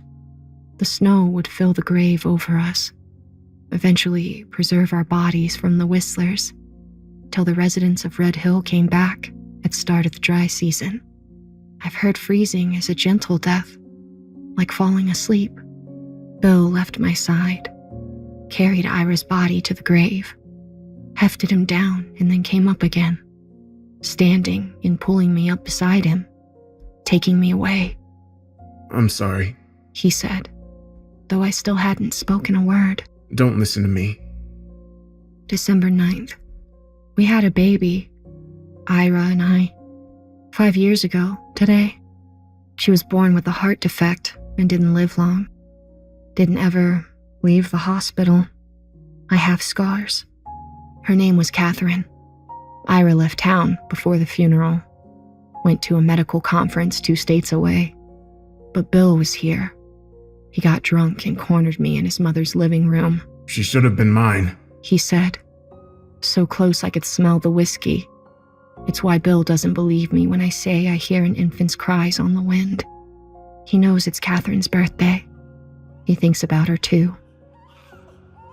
I hear her wailing in the early evening, often just before the whistlers start to howl. An overture, a prelude. We're out of food. Each night we build a fire in the stove and sit before it with shaking hands, with cups of tea. There is snow on the ground. Snow to reveal that the whistlers haven't circled close since Ira died. There are no tracks but our own. I've started asking myself the question, in practical terms, if I have some choice in the matter, how would I like to die? Would I choose to go as Catherine did, swaddled and sedated in my mother's arms? There was a time when I thought I wanted to die fighting, my knife in my hand, knuckles red from the cold. I'm not sure anymore. I'm not sure I have the patience for that. Everything is different since we buried Ira. The difference is between us. Yes, and in the atmosphere of Red Hill. Bill doesn't bustle around the way he used to, doesn't sit vigil at the windows and watch the distant trees. There is something we've discovered beyond fear, a separate emotion, a detachment. All that matters is the heat of the fire, the weight of the blankets. We hardly speak anymore. December 13th. Bill leaves the lodge every afternoon now to look for food. He says he wants to go alone, and I don't argue. He's made a few good finds. Popcorn, instant coffee, noodles, dried parsley, half a bottle of bad gin. Each day he circles a little further out, stays away a little later. Last night he didn't come back until an hour after dark, until I'd already heard the mournful chorus of two whistlers, far away in the woods. I thought of walking out to them. In my desolation, I went to see their faces, went to know my tormentors. When I try to envision them now, all I see is Ira. Ira at the end, his gaunt face and yellowed eyes. Do they suffer as he suffered? Would I recognize their faces? When Bill came back, he pressed a pack of chewing gum into my palm and went straight to bed. He was limping on his bad foot. He had walked too far. Why were you out so long? I asked, but he rolled over against his pillow, pretended not to hear. December 15th. There are about 6 inches of snow on the ground. I spent the day stacking firewood on the porch. Bill stayed close, at my insistence. Wandered through town like a tiger in a small cage. There's nothing left to eat in Red Hill, and no game nearby. Nothing but coyotes and wolves. In the early evening, he walked across the road with a gas can, siphoned fuel from the van, which was parked outside a gray house just up the street. I watched him from the porch. He looked up from his work to look back at me, to meet my gaze through the falling snow. We might go to the coast after all. For all we know, there's a radio out there. A phone, some other means of contact we've overlooked. Maybe the Coast Guard will send a patrol. Maybe someone has been looking for us all this time. Bill stopped staring. His head turned suddenly towards the woods behind the houses, like he'd heard something. A snapping of twigs. What is it? I called, but he didn't answer. He walked a few steps towards the woods, craned his head, but then a streak of brown and black emerged from the trees. Went straight for him. There was a deep growl, a scuffle of motion, and Bill's strangled cry. A dog. The dog we'd released from a pantry days before. I sprang from the porch with a stick of firewood in my hands. But it was too late. Bill had slipped in the ice, fallen hard against the edge of the van's bumper. The dog tore into his leg, but released it as Bill fell, lunged for his face. I swung the splintered edge of the firewood squarely at the poor beast's skull. He was like us, starving, a skittish mutt made savage by the cold. Bill was dazed, scraping for purchase in the snow behind me, trying in vain to stand. The dog cowered away from me, and it seemed cruel to swing a second time. So I screamed instead at the top of my lungs, shouted at the dog to run. And he did. He turned. He lowered his body and went slowly toward the woods close by, cowering deeper, like he didn't want to go back into the trees. But I was full of adrenaline now and yelled a second time, so loud that my voice echoed off the houses, and something answered me. It was a strange roar, a rumble like a rock slide mixed with an animal scream, like a panther. It came from the woods where I had driven the dog, and now I heard the mutt whimpering, the screaming and the whimpering and Bill's muddled murmuring beside me, and I found myself backing toward him, through the snow almost senselessly, until a new sound erupted and overcame the others. The whistlers. Their voices rose, familiar now, surrounded us until I couldn't hear their shrieking roar. The whimpering dog, couldn't hear Bill's exhausted breathing in my own beating heart. I turned, suddenly focused, and grabbed his hand. He had been holding his pistol, aiming it unsteadily towards the woods. I took it now and heaved him upright. He was woozy, bleeding freely into the snow. Gary Law's khaki pant leg was soaked red. There was blood on his head, too, a scrape from a bolt on the van's bumper. Not deep. His eyes were half closed. "Stay awake," I said, grabbing Bill's chin more roughly than I meant to, yanking him toward the lodge. The whistler's cries were harrowing, but helpful now. They seemed to propel us onward, made us focus on the fear, the imperative of flight. The dog had bitten Bill's bad leg, the one already weakened by his twisted ankle. He could walk, but he was shaking. I helped him across the street, helped him up the porch and into the lodge's dining area. He collapsed into a chair, leaned his body against a table. He was grimacing horribly, and we were losing daylight fast. I cut away his pant leg with my knife. "You're going to need stitches," I said. The dog bite was an arc of puncture wounds, with a deep gash torn near his shin. The wound on his head was bloody, but not horribly deep. Not as bad as it looked. A scrape only. A shock. And now the blood was seeping slower. I set an electric lantern on the table, but it still wasn't enough light. "Headlamps in the lounge," he said. When I went for it, I remembered the bottle of cheap gin. "Find it?" Bill called to me. I made myself hurry. There was alcohol hand sanitizer in my pack and a spool of surgical silk and steel needles. Ira had put the first aid kit together with his own skill set in mind. I poured water on the wounds, washed the blood away, and watched more take its place. "Are you okay?" He asked. "I don't know what I'm doing." I wiped sanitizer on a needle and then doused the gas in his leg with it. He reeled where he sat as the alcohol burned. "I'm sorry." He shook his head. "You're doing fine." I handed him the gin bottle before I started stitching. It was half full, and Bill took grateful swigs before nodding at me to get on with it. The skin was harder to pierce than I expected, but Bill seemed able to center himself amid the pain. He closed his eyes and only grunted a little each time I pulled the thread through. He kept saying it was okay, that I was doing fine. Finally, I tied off the thread and taped a square of gauze over my work. I sat at the table afterwards, sweating inexplicably, exhausted, feeling there was more I should do. Replaying the noises in my head, the sequence of events, the whistlers and the thing that had answered my shouts, Bill walking toward the woods, the sound, the dog. What came first? It was jumbled already, the memory. I've recorded it here the way that makes the most sense. The moon was rising, and we leaned into each other, both of us looking away at the deepest shadows, looking through the windows for signs of life, finding the night remarkably, horribly quiet.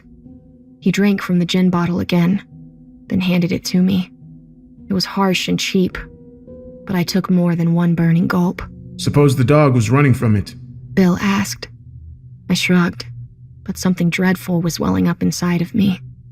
I stood up and turned in a useless circle, and felt hot tears falling. Felt the desperation and spoiled hopes of the past weeks rolling over me. I was collapsing and leaned toward the table to steady myself, but Bill caught me before I could. He stood and held me against his chest. One easy movement, one hand against the back of my head. He was breathing in the same uncontrolled gasps that had overtaken him on the trail before we saw Red Hill. when he was balancing between despair and a kind of jovial release. He pulled my hair down, smoothing it between his hands, so my head tipped back. So I had no choice but to look up at him. My vision cleared, tears stopped, and then we were breathing together, our eyes locked, and our bodies reacting like two leaves tugged down by the same current, deciding what came next. He shook while he lifted my shirt over my head. "Bill!" He kissed me then, so I couldn't speak. He was right to. There was nothing whatsoever to say. I followed him to the lounge, to the bed. He sat back and pulled me on top of him, wincing as he leaned against the cushions, but still holding me with a tense grip, still saying yes. It didn't seem the stove was pumping out much heat, but I took everything off, wanting him to see me and the body so much walking and hunger and fear had made, wanting to feel tangible and whole on this night when our existence was impossible to take for granted.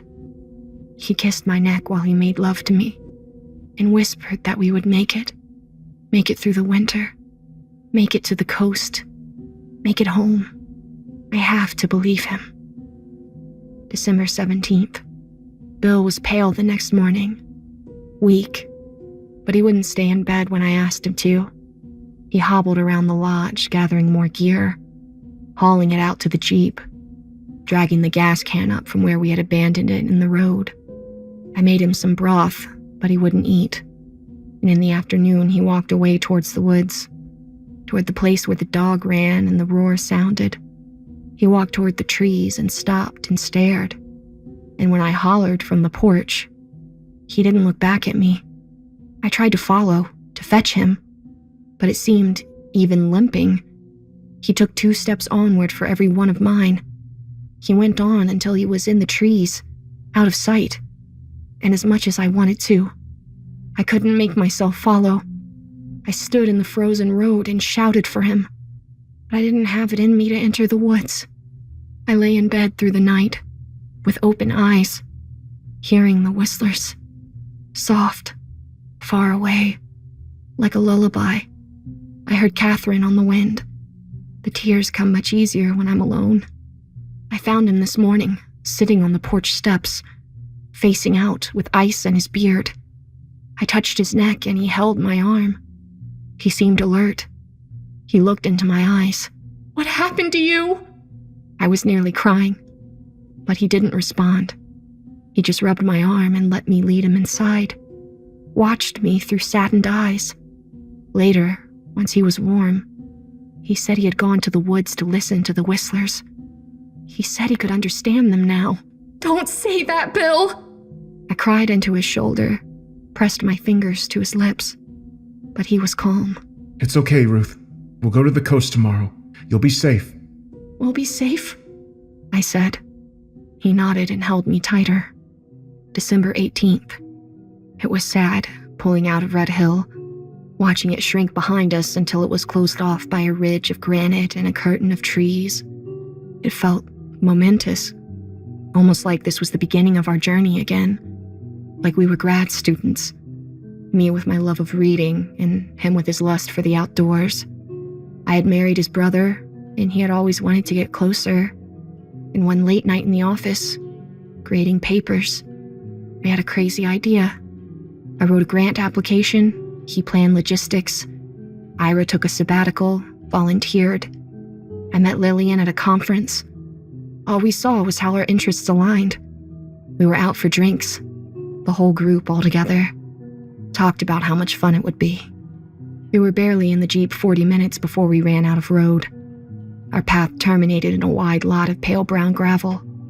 There was no airstrip, just a rutted lot with puddles that had turned to slush, a floating dock slick with ice, and a boathouse with 2 broken canoes inside, and a rusted hole in its roof. I was driving because Bill was ill, leaning against the window. His leg hurts him. It's badly bruised and the scrape on his head isn't healing. He stared straight ahead. Once we were parked, stared through the windshield with tears forming at his eyes. I don't know what he was expecting. It was hard to see that we were at the edge of the earth now, out of options, You know, in the old days, people would walk into the sea to kill themselves. There's something poetic about it. Not in real life, I don't suppose. I've never seen anything poetic in a dead body. He reached for my hand across the gear shift. I'm not going back to Red Hill, Ruth. I can't. Not now. I can't look at Ira's grave again. I can't walk through the kitchen and pretend there isn't a corpse in the freezer. I can't. What else is there? He shook his head. There's the rub. I pulled my hand away and got out of the Jeep. It was impossible, holding my thoughts together. I wanted to stop struggling, but not to die. Wanted Bill to stop feeling pain, but not to be alone. Wanted to end both our suffering. Wished I had said yes days ago when Bill laid Ira in his grave. When he asked if we should lie down too. It was windy at the coast. So cold my cheeks burned. I walked down toward the dock, but couldn't go far without risking my footing on the ice. Bill was watching me from inside the Jeep. Waiting, I suppose, to hear me say I was ready to give up too. But I wasn't ready. I closed my eyes, felt the embrace of the wind, and deep within the hush of it, I heard the cry again. My little Catherine's cry. And a voice. A man's voice. Ira's. Singing to her. Bill got out of the Jeep and looked towards the sound. Whistlers, he said. Is that what you hear? I walked toward it. Where are you going? Bill called. I waved that I was okay and walked around the useless boathouse, up a low hill of sliding gravel. At the top, the wind was stronger, swirling with tiny snowflakes, and I could see more gray water up the coast. Could see distant glimpses of shoreline segmented by trees and low surf, and a bobbing shape, white and blue, lodged against a spit of dark sand. I rushed back down the hill toward the Jeep, sliding in the gravel, panting hard. What is it? Bill asked. There's a boat! I gasped. Get your pack! It was impossible to take the Jeep directly up the beach. There was too much loose gravel, too many jutting black rocks in our path. We had to wind in and out of patches of forest, had to boost each other over boulders, had to trudge through coarse sand. I was relentless, forcing myself onward, climbing every dune to confirm the boat was still in sight. Still a small blue and white ketch with bare masts and an enclosed cabin. The sound led me onward all the while. The sound of Ira and Catherine, the sound Bill kept pausing to warn me of. The sound, he said, was whistlers, luring us into a trap. It looks abandoned, Bill said once we were near. He was clutching his leg, holding the place where I was sure his bite wound had opened. I never offered to stop, to slow down, to do anything but press onward. I felt certain about the boat, that it was waiting for us, destined for us, our salvation.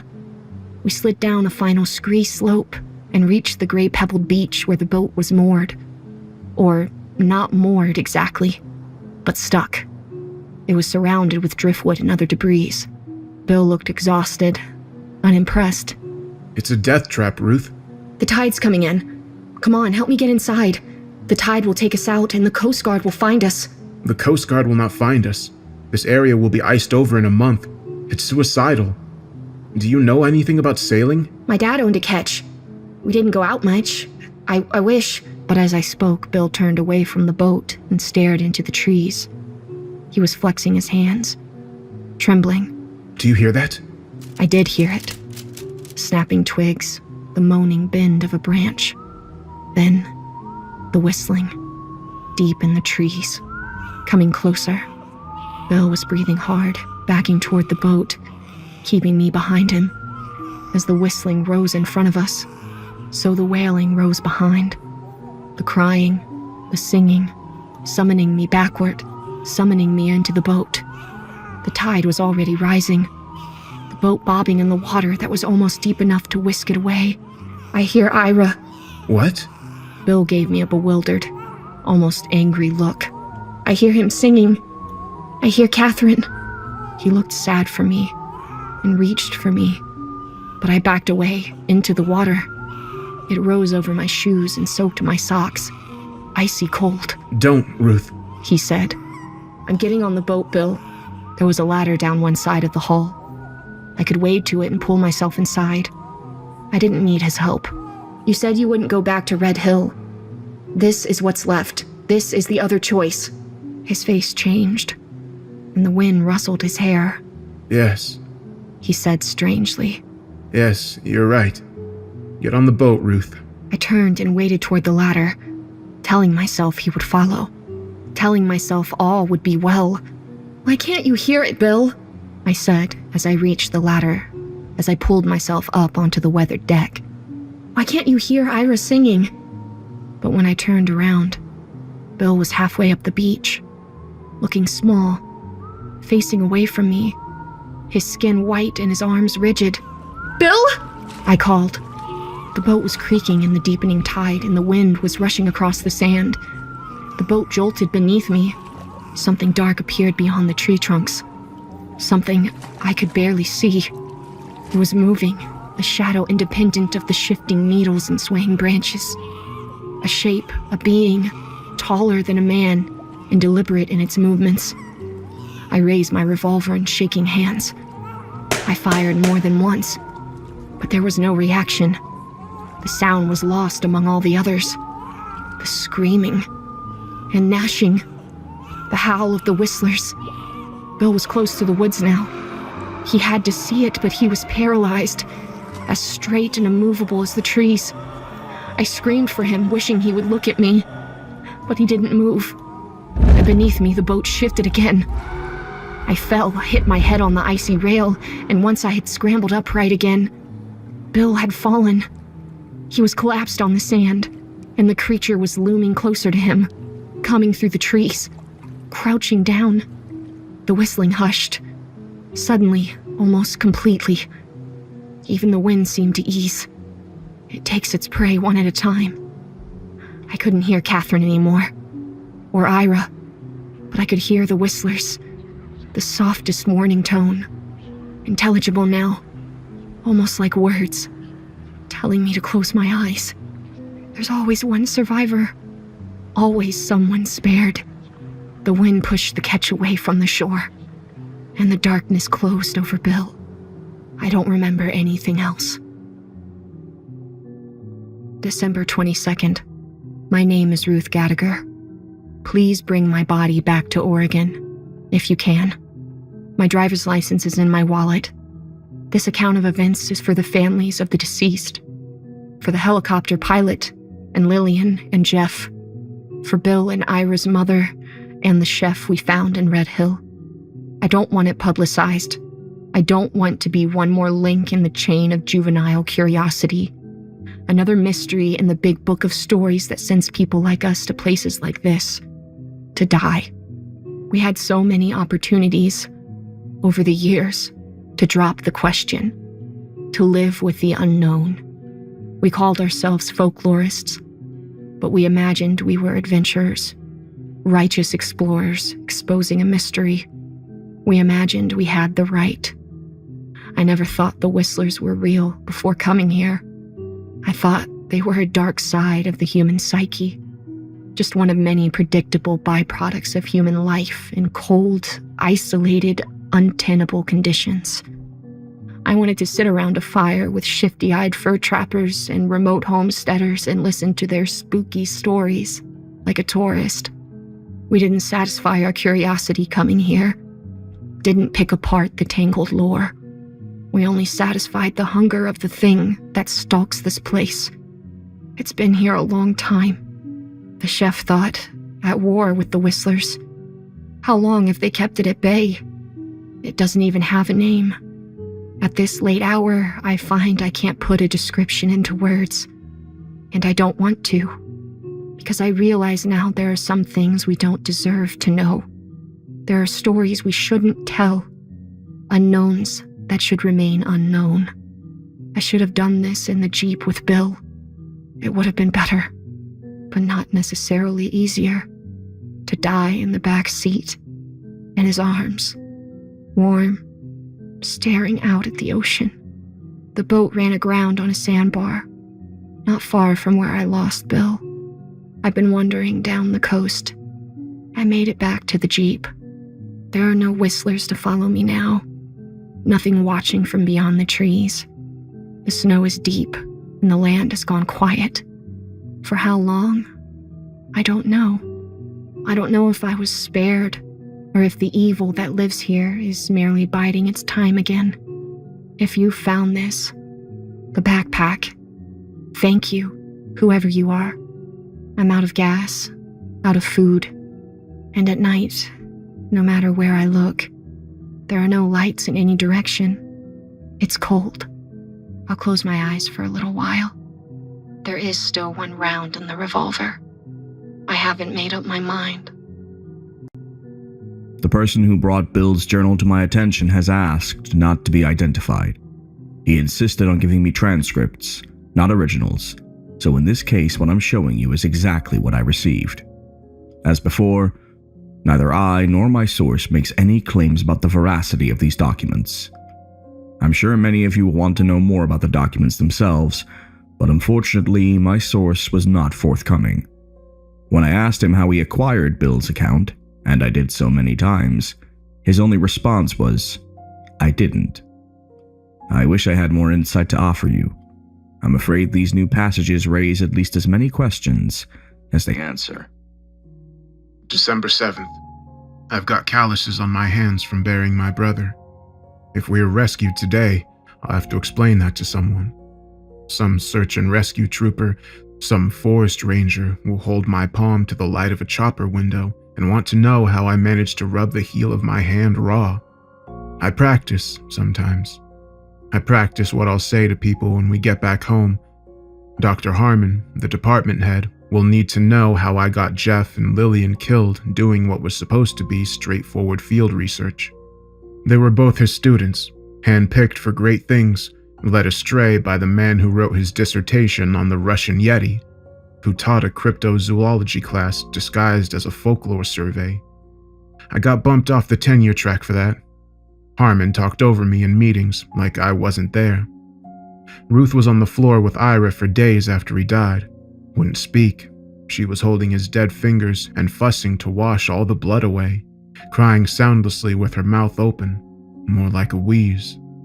I had to do something, so I picked up her journal, flipped through, all the way back to that night in the dark, the full moon rising and Ira down in a hole. She isn't documenting the whistlers anymore. I'll see her in the corner by the stove sometimes with her notebook open and the pen just hovering over a page, not actually making words. She's thin as a scarecrow now, and her lips are cracking. I wonder about the things that she doesn't write down. There are entire days she didn't see fit to make note of. Then there are other things, little things that I don't remember at all, things I don't remember saying. This is the whole problem with the work we do. Incompleteness, hearsay. 2 tonight, to the north, for about an hour after sunset. They separated, seemed to be approaching the lodge from either end of town, then abruptly moved further back. Nothing concrete but the tracks outside and the marks on Ira. They didn't seem willing to bother us inside, but we know that's temporary. They took Sam, the helicopter pilot, right out of the lighthouse kitchen. Something broke the window above the sink. It was pitch black and he yowled like a cat. Ira had the rifle ready. It was dark and rainy and he aimed for the pilot, for the back of the head. Still no reception. You listen to static long enough and it starts to sound like something, so we keep the lounge radio off. Food running low. December 8th. Mom will be at the airport when we're rescued. She'll ask about Ira before she asks about me. I'll have that hanging over me for the rest of my life. That the wrong brother made it out of the wilderness, Cain and Abel. But he was the marked one. I can already see the disappointment in her eyes, hear the weepy sighing. I am sorry he's dead. Not as sorry as I should be. He didn't scream the way Jeff did, didn't scratch and bite like Lillian. He just stared up at me through the blue darkness, stared as if to concede that the order of things didn't matter, that it could be either of us in the hole and the outcome would be the same. The day we're rescued, I'll have to find some way to keep the truth under wraps. Those eyes. Ruth isn't on her feet yet. When I got back from scavenging today, she was at the freezer door again, crying. There's a woman in there, a chef, dead. She's all the evidence we have about what happened at Red Hill. Not enough. We should dig a second grave, but the ground is even harder now. Our bodies are broken. Little wounds, cuts and scrapes, twisted joints and tight muscles. Nothing gets a chance to heal. It's just pain on top of pain and hunger beneath it all. I went back through the houses today, looking for anything we can use. Pointless to write an inventory down. Nobody had supplies to overwinter in Red Hill. Seems even the chef was planning to head south once the weather came in. 3, maybe 4 whistlers around tonight, very distant, north of us. We've got every lantern gathered in the lounge, all of them hanging from the antler chandelier along with tendrils of dust. It's bright enough to read by, almost enough to feel truly safe. They'll pick their night soon, I imagine. Only heard them briefly, but clear as a bell, so it was disturbing when I commented on it. Ruth said she didn't hear them. Lillian's research centered on self-delusion. No 2 descriptions of the whistlers are exactly alike. There are similarities between accounts, sure, but she thought every victim was complicit somehow. That you go so long fearing something you can't see, and eventually you decide what it looks like. You decide what you believe, and then you see what you want to see. Ruth woke me up later to say she heard the baby. She kept saying the name and begging me to listen, her nails digging into my arm, her face not an inch away from mine. Catherine's birthday is tomorrow. I didn't say anything. I was afraid of making her cry. Instead, I held her like she was mine, my lips to her forehead. She went back to sleep. I'm not sure how much more of this we can take. I think of the survivor theory all the time, the different permutations of it. If I shoot myself, will they leave Ruth alone? I remember Kirker Farley, the first trapper I ever interviewed, said the whistling stopped altogether once his last companion was dead. Said he walked out of the woods unharmed and found help. I'd want to walk for at least a day first. Make sure she wasn't hassled with burying me. That's how Ira said he would do it. Take a gun and go for a walk. What did he tell her?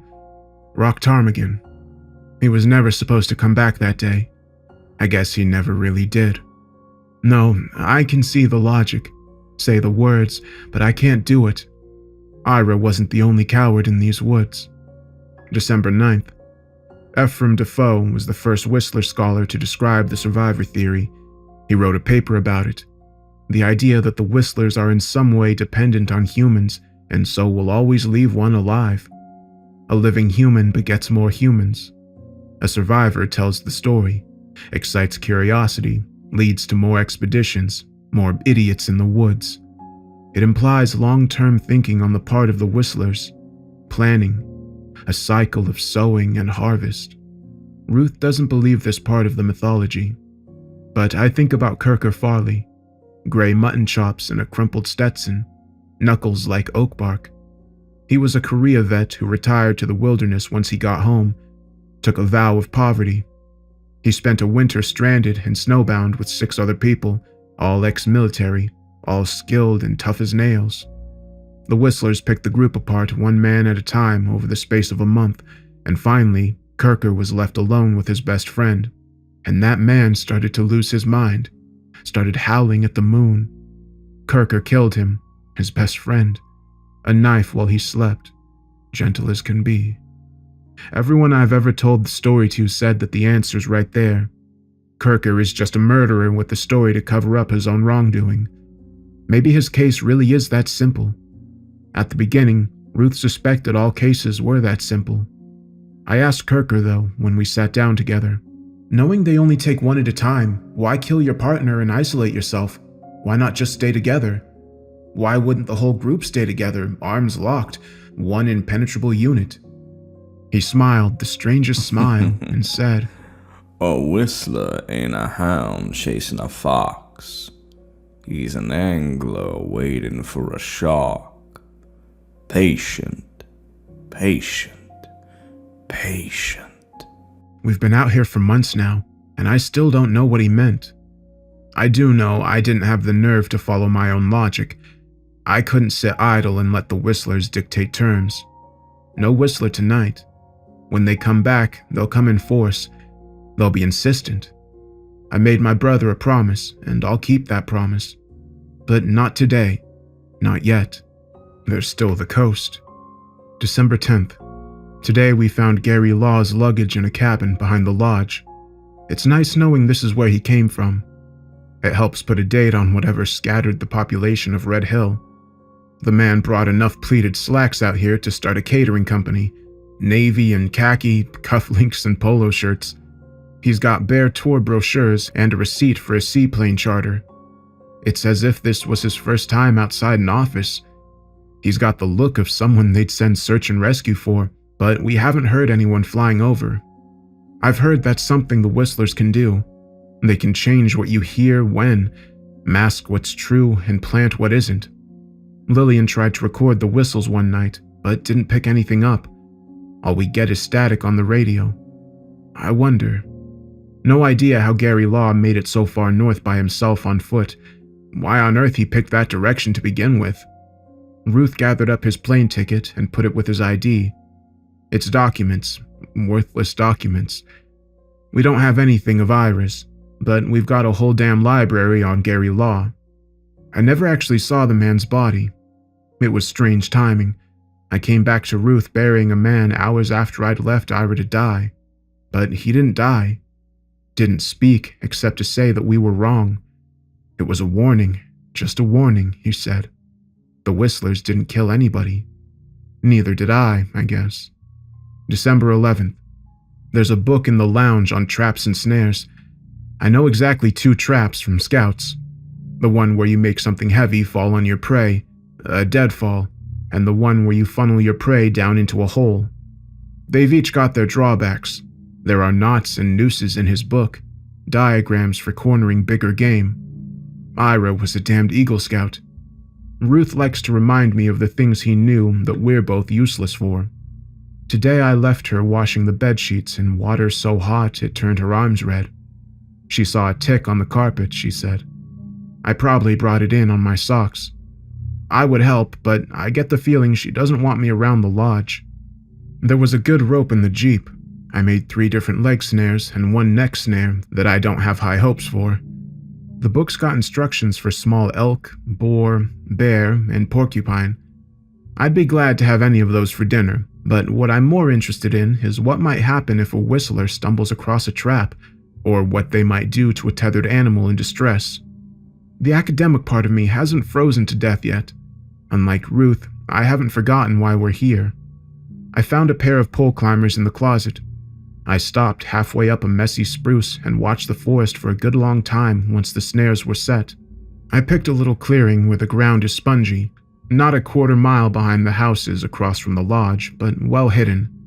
Half the noises of the woods come from the trees themselves, creaking and swaying and whispering like they do. From my perch, I could see the roofline of the lodge, smoke from the stove, and endless green in every direction. There are hills between here and the coast. I heard something just as I was returning to the lodge, a low rumble, a growl. I looked back and saw what looked like a dog streaking away from behind the houses and disappearing into the woods. We freed a brindle mutt from one of the houses. He's been following me in and out of the woods and doesn't like me getting too close to his house. The gray shack right on the edge of the opening of the trees where I usually hike in. He runs with low shoulders and a mean little snarl. I'm sure he's starving. If he finds himself in one of my traps, I may put him down. If I brought him home, Ruth would want to feed him, name him. Can't afford that. After dark, there had to be 20 whistlers around the lodge. It was deafening, the sound of them, and all in the direction of that gap between the houses, the places where the forest opens up, where I set my snares. I didn't tell Ruth this. Maybe it occurred to her anyway that their activity might have something to do with my time alone out there. I piled wood into the stove and made her put on a pair of socks. She's been biting her nails down to nothing and talking in her sleep. I listened to her through the night. I don't sleep much myself. December 12th. Ruth isn't eating. She thinks I don't know how little food there is. Thinks I don't notice her pretending to chew an empty spoonful of that yellowish fruit cocktail. When she's rescued, people at work will make a fuss over how thin she is, how hard her arms and legs are now. It sickens me, the way we take our bodies for granted, the way we would sit at desks and count calories and deny ourselves a beer after work. Damn, I'd like a beer tonight. I said it to Ruth just now. She's between me and the stove, braiding her damp hair. She laughed a little. She's pitying my lack of imagination, maybe. Or maybe she's hoping I won't ask for the other thing I want. Checked the snares tonight, caught some kind of fox, and dispatched it with Ruth's hatchet. It was gamey and tough as shoe leather, but we ate it anyway. Chewed like jackals till our jaws were sore. There's plenty of salt and pepper, which didn't help as much as you'd think. Nothing in the other traps. The neck snare looked disturbed, but the wind might have pulled it off the branches. Hard to tell. Ruth keeps telling me to take it easy, rest in bed, get off my bad leg. I can't bring myself to tell her that keeping still sounds like a death sentence to me. If she had her way, we'd curl up under the blankets together and wait for spring. Spring would come, but we wouldn't see it. The only way any of this matters is if Ruth makes it out alive. When she sees me going to the front door, she asks me to stay where she can see me, stay within shouting distance. I cross the lounge and give her a kiss before I go, but there's no give, no return. She is my sister when she chooses to be. When they come to rescue her, that's what she'll say, that I was her brother-in-law, that I looked after her, that I was a decent help to her in Ira's absence, that I tried. December 13th. It's hours after dark. I just made it back. Ruth saw me limping and chewed me out. Says I'm walking too far, putting too much weight on my bad leg too soon. She doesn't know what I do all day. She assumes I'm going through houses, finding matchbooks and hard candies lost between sofa cushions. I'm trying to finish it, but I didn't even get the damn noose around my neck. Impossible to reach a good branch on these evergreens. It had to be high up so they could see me, so she could see me, so she'd know it was over. It's how we did Jeff, Ira and I. Took him hunting, tied him to a tree, waited until we heard them closing in, until his screams were drowned out by the whistling and the other thing, the screeching and deep growling and the snapping of bones. I had every intention of watching them take him, but in the end I didn't have the nerve. I was sprinting away at Ira's side, deciding the horrific din meant that we'd done our jobs well, that the whistlers deemed the transaction acceptable, that they would leave us alone for a few more nights. We got back to camp and told Lillian we saw the whistlers attack him, and she believed us because they were silent for a long time after that, almost 2 weeks. Ira didn't know the stories well, but he was convinced it was the right thing. The lighthouse keeper was certifiable, but he pointed out, rightly, that the only way to survive the whistlers is to play by their rules.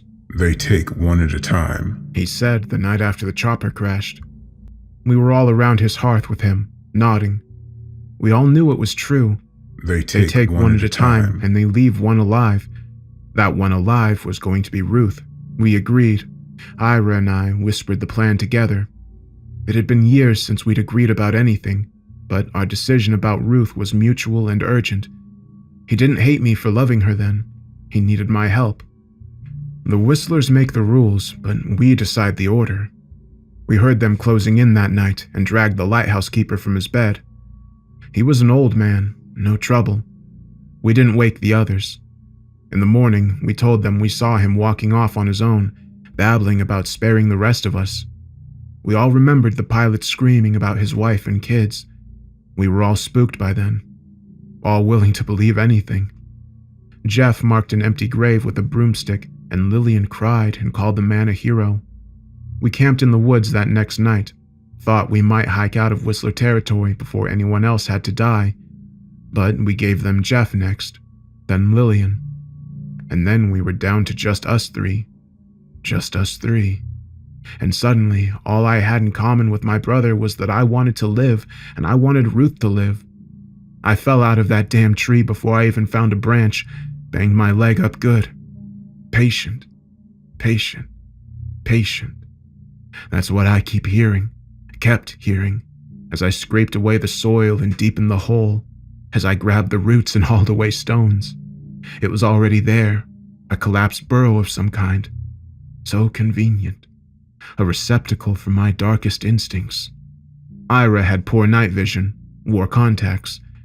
It was easy in the dark to get him where I wanted him, to scare him into the trap.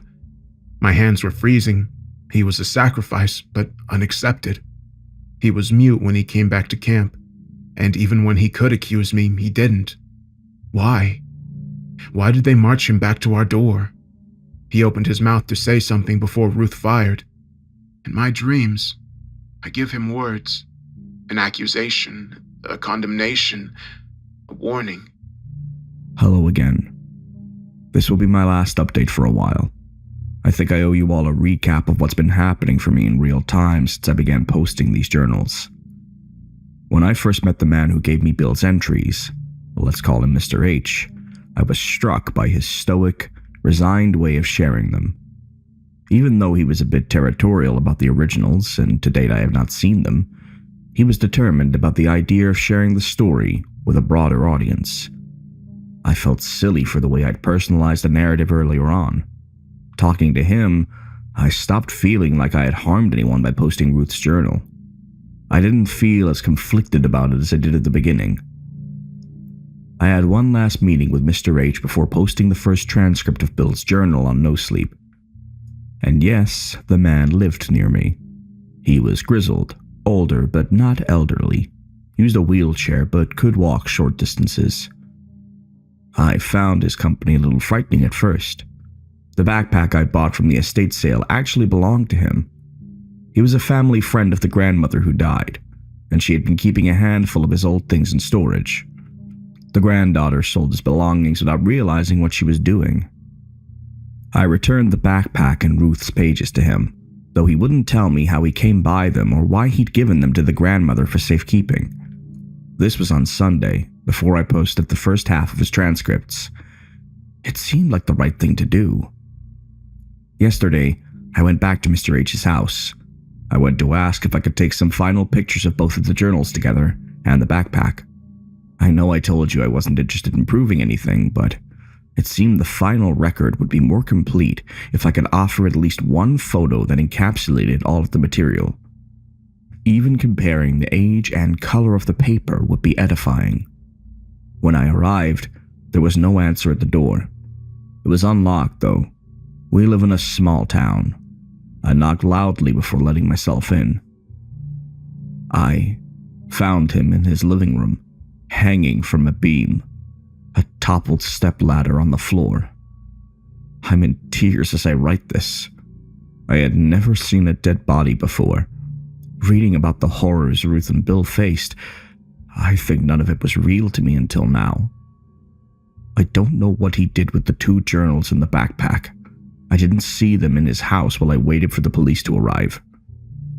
Do I suspect that Mr. H is Bill? Well, a few of you have implied as much. I'm afraid I can't answer that question now. I never asked him point blank.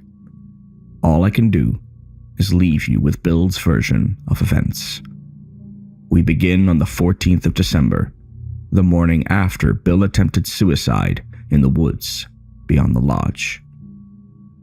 December 14th. I've talked to a few eyewitnesses over the years who swear whistlers look just like people, a little paler maybe, dead behind the eyes. I spoke to an old woman, Wilma Darren, a goat herder, who said they can look however they want to look. Like a goose or a sheep or a human being, it's when they open their mouths that you hear the truth, and then they change back to their normal form. She wouldn't describe what that was.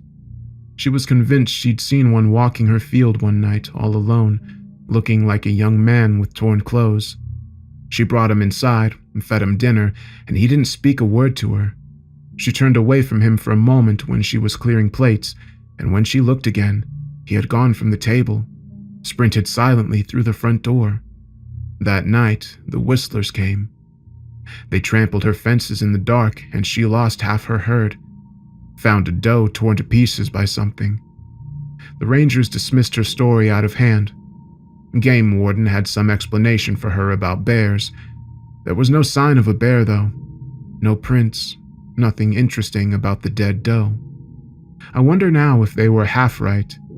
Ruth had said she thinks the whistlers could be protecting us, that we are not the sharks, but more like sheep. Sheep at the mercy of wolves, and the whistlers are shepherds. I don't know now.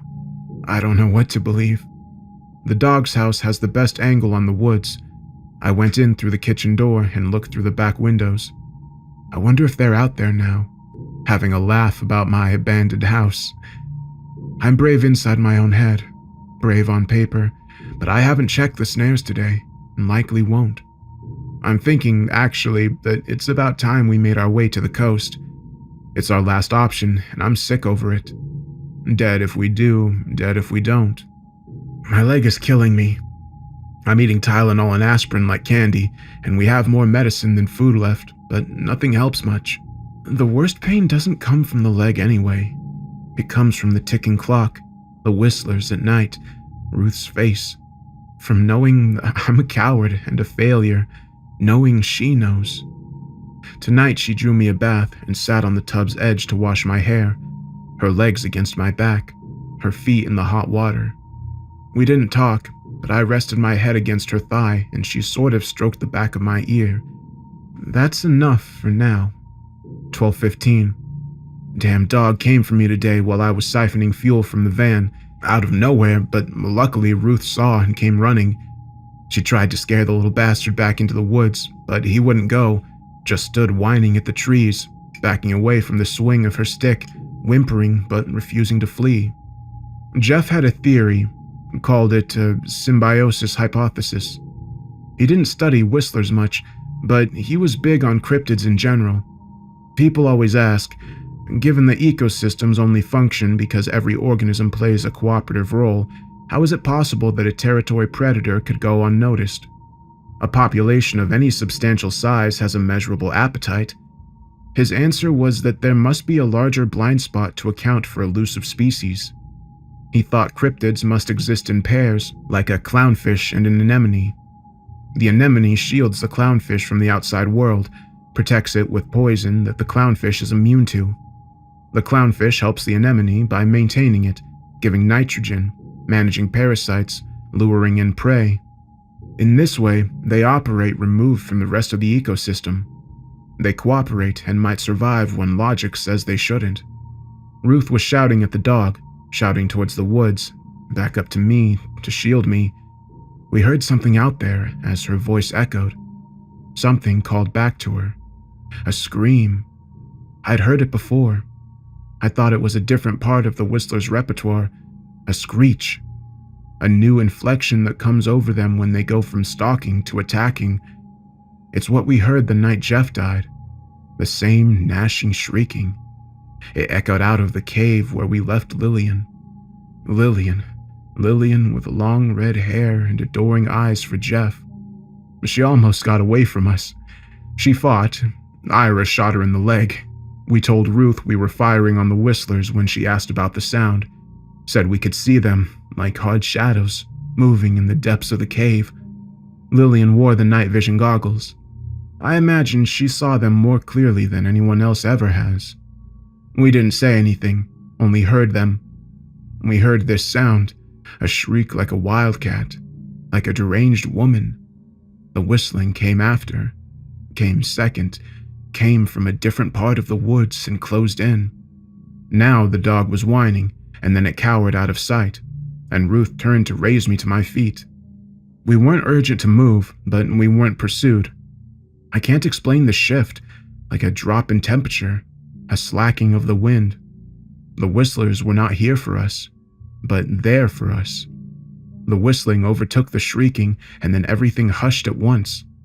They left us alone. Ira said it in a clear voice in the days after I thought he'd lost his mind. It's a warning. The whistlers didn't kill anyone. What did he see from down in the hole? He said he saw tool marks. He said it to Ruth, but looked at me. Wanted to make sure I knew I wasn't forgiven. I used a folding spade. I thought we were a day's walk from Red Hill then, maybe 2. You have to give them something if you want to get away. It's what the lighthouse keeper said. It's what the stories say. You play by their rules, you live. Or you have a chance. I gave them Ira. I would do it again. I kept thinking I should have told Ruth everything. Here she was standing in the street with a stack of firewood and no idea what's out there. I hit my head. I wasn't much use, but I heard it again. The shrieking sound and a rumble beneath it. Atmospheric, eerie like thunder. Then the whistling. The dog was gone by then, but I can't help thinking he's part of it too. The hair was spiked on his neck, eyes wide. We humans, we've got a way of personalizing things, of assigning motives, emotions, help or harm. Patient, patient, patient. Ruth took me inside and cleaned my wounds, stitched up my leg. I'm bruised everywhere from my fall from the tree. She didn't ask about that. Maybe she assumed it was old bruising still, or just more evidence that I've been pushing myself when I shouldn't. We shared the last of the gin. It's battery acid, but somehow I couldn't get enough. I could see it getting to her as the evening got dark. Not the gin, but the fear. The screech we heard, the anxiety in the dog's eyes, the feeling that the longer we're out here, the less we know. A very final sort of despair, like she might collapse and never get back up again, even after everything we've done. I couldn't have that, so I rose and took her in my arms and held her, and when I realized there was no way to tell her it would be all right, I kissed her, and she let me. I heard her sighing and felt the weight of her against me, letting go. There was something tight in her face, more like desperate resignation than love. Maybe that was my own pain getting in the way, my need. I brought her to the lounge and pulled her down with me on the bed, hurting everywhere and not caring. She undressed us both. I wonder, now that she's sleeping, if she's dreaming of me or him. It's funny. I'm not afraid of death tonight. December 16th. I'm going to get Ruth to the coast. I decided this morning. Red Hill is a death trap. Slow or fast, we'll die here if we stay. And we have the Jeep. Maybe we'll go fast enough that the screeching thing won't follow us. Maybe the whistlers will close in on it once we're gone. They'll kill it. That's what Ruth thinks. She thinks it's a monster, something old and unspeakable, something the people of this region have been conflating with the whistlers since time immemorial. She thinks the whistlers are on our side, that they're keeping it at bay. Time is a factor. My leg is in bad shape. The bite needs antibiotics, and we don't have them. She tried to get me to stay in bed, but I won't. There's too much work to do. I got the fuel and gear loaded into the Jeep. Then, in mid-afternoon, I decided to walk back out towards the snares. I heard her yelling for me not to go too far, but she doesn't understand. I can hear the whistlers all the time now. It isn't just at night. It isn't just when they're putting on a show. I can hear them talking through the day, hear their conversations out under the trees. They get clearer and clearer every minute. Soon, I think the whistle tones might turn into words, something I can parse. It's a relief to be put inside my brother's mind like this. Ira wasn't afraid of them. That night it hailed. I have nightmares about that night. They marked him out for understanding. And now they've marked me, and I'm grateful. They'll leave Ruth alone. I went back out to the snares because I was ready, at last, to give them their opportunity. I'm limping. Easy pickings if I'm wrong. I went as far as the hanging tree and got the pistol ready. Hope feels like madness. I want to see them, the whistlers, the shrieking thing. I want to see them for myself before I die. That's not too much to ask, is it? The murmurs became chatter, became whistling.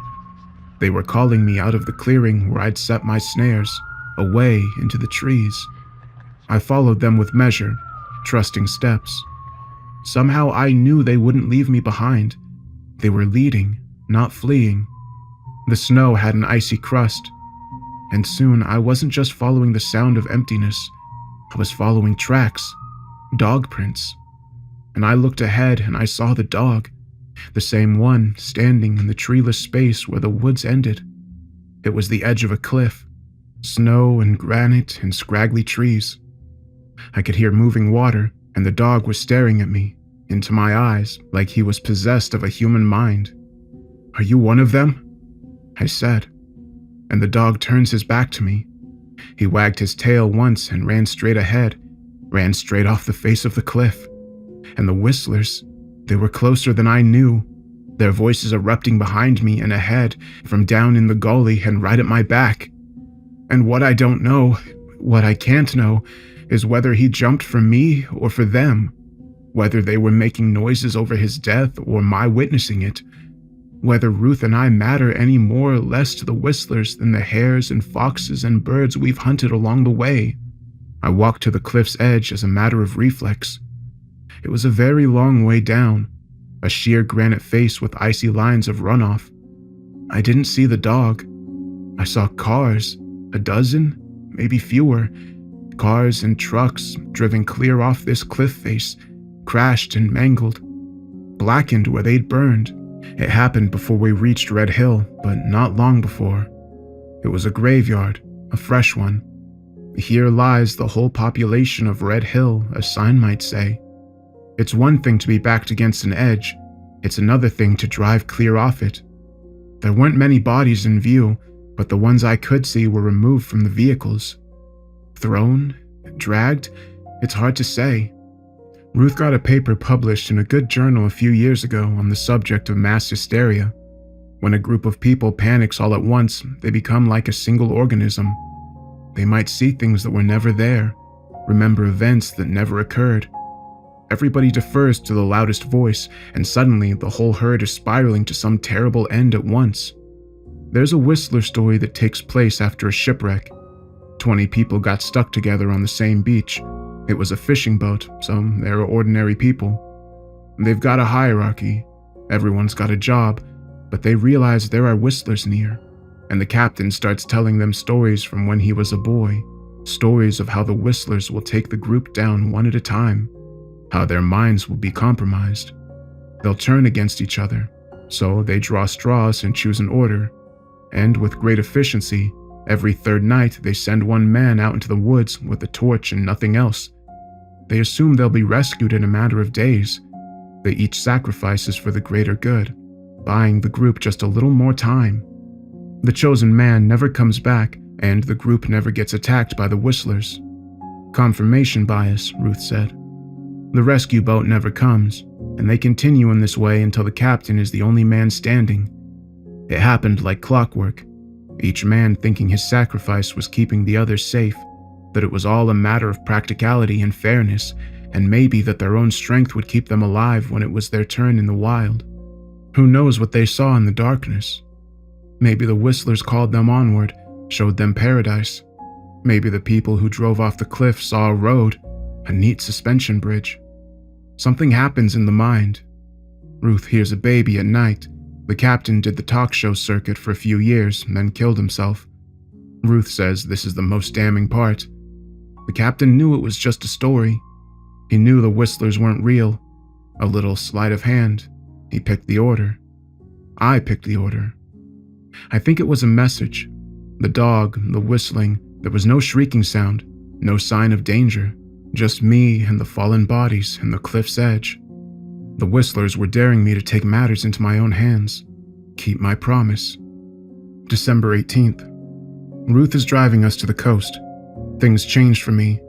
This morning, when I realized we were really going, the weather was good, foggy, but snowing. When we get there, it's over. The coast is the last place we can go where we might get help, where we might find someone living who can get us out of here. She looks tired. Her hands are tied on the wheel, windshield wipers squeaking as they clear the condensing mist. I've thought so much over the years about what she deserves. Not me, not this. She knows how I feel. She's known since the night Catherine died. It was just Mom and me in the hospital waiting room, late, drinking scorched coffee and pretending to read magazines.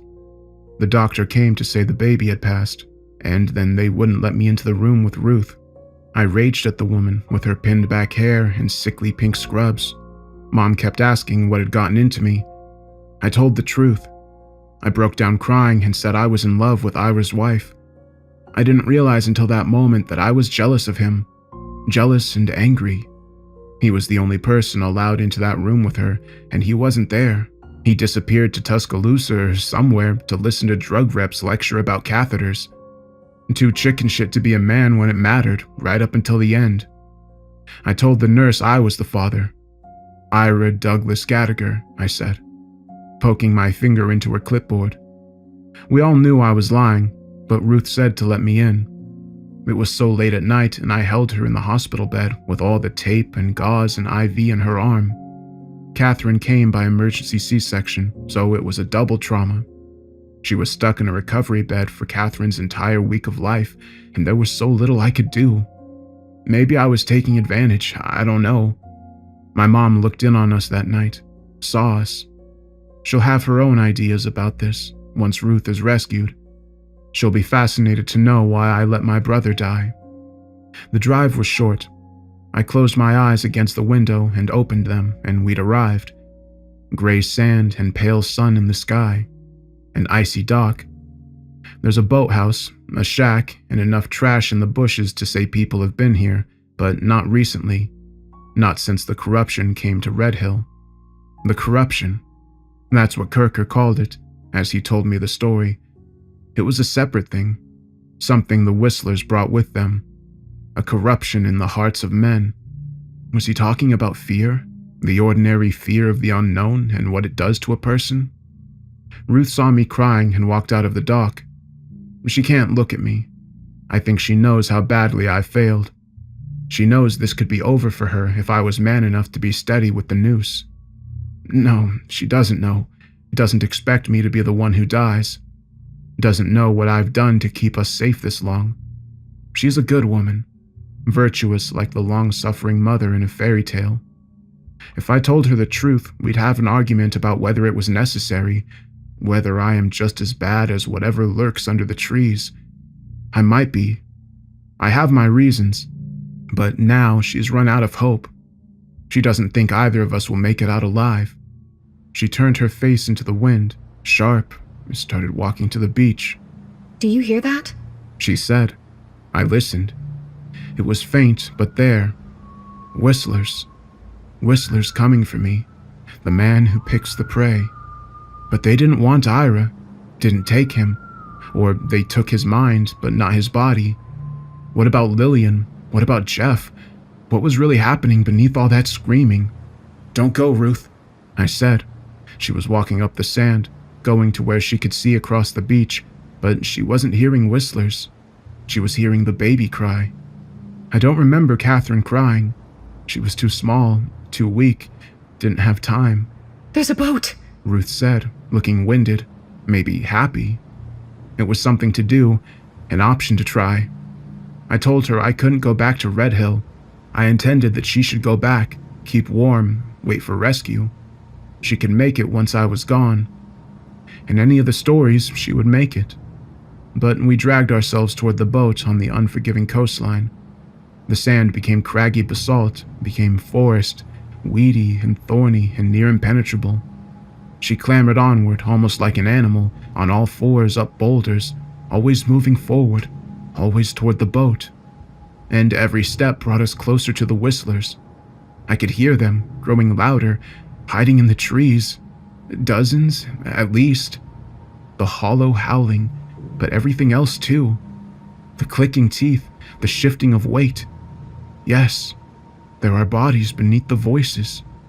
A strange corporality, something I may never succeed in defining. We stood at the edge of shallow, gently lapping water. Suddenly, she was an expert on boats and tides. It was a mistake, coming so far. The boat was a weathered shell of itself, flimsy and with tattered sails and frayed lines. It wouldn't take her as far as she needed to go, but she insisted. She said she didn't hear the Whistlers. She heard the baby and Ira singing a phrase so foreign I can't even imagine it. She heard them behind her, on the boat, calling her to the false safety of the water. All I could hear was ahead of us, in the woods. I heard Whistlers in their waiting jaws. I heard the danger that they were protecting her from. It occurred to me that maybe the Whistlers were offering another bargain. Put Ruth on the boat, let her go. They were offering me a chance to die on my feet, pistol in hand. Yes, I was willing. I was willing if it meant somehow that Ruth would be safe.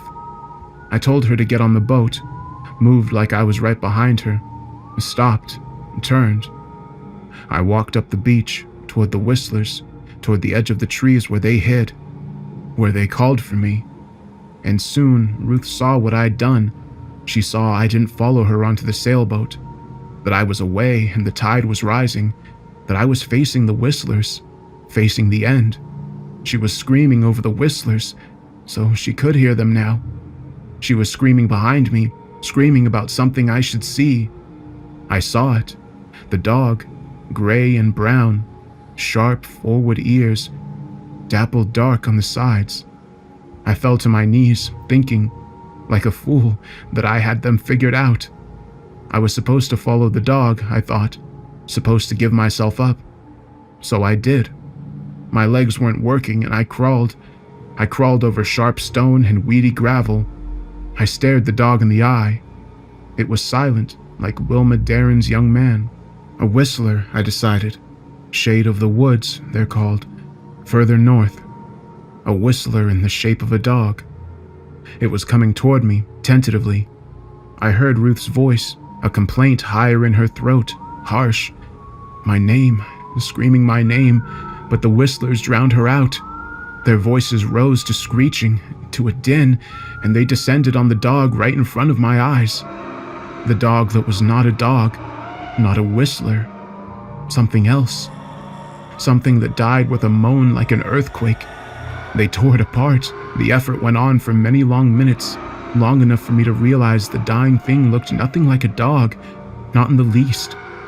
It had long, black limbs, sharp, angular, with joints protruding, short, coarse hair that had shone. It bled the same deep red of any mammal, long toes curled with black claws, flickering nerve impulses. Part of my mind says it was a bear.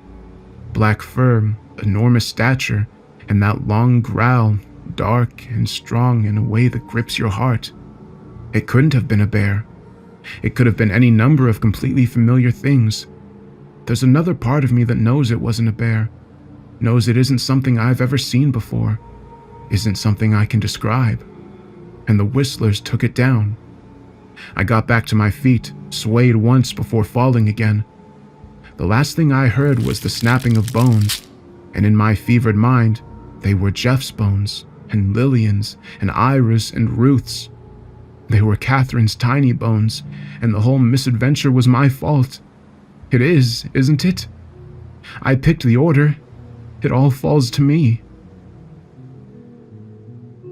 I didn't wake up until the following morning, and by then the woods were silent. Ruth and the boat were gone. 12:19. When did the dog stop being a dog? I don't know.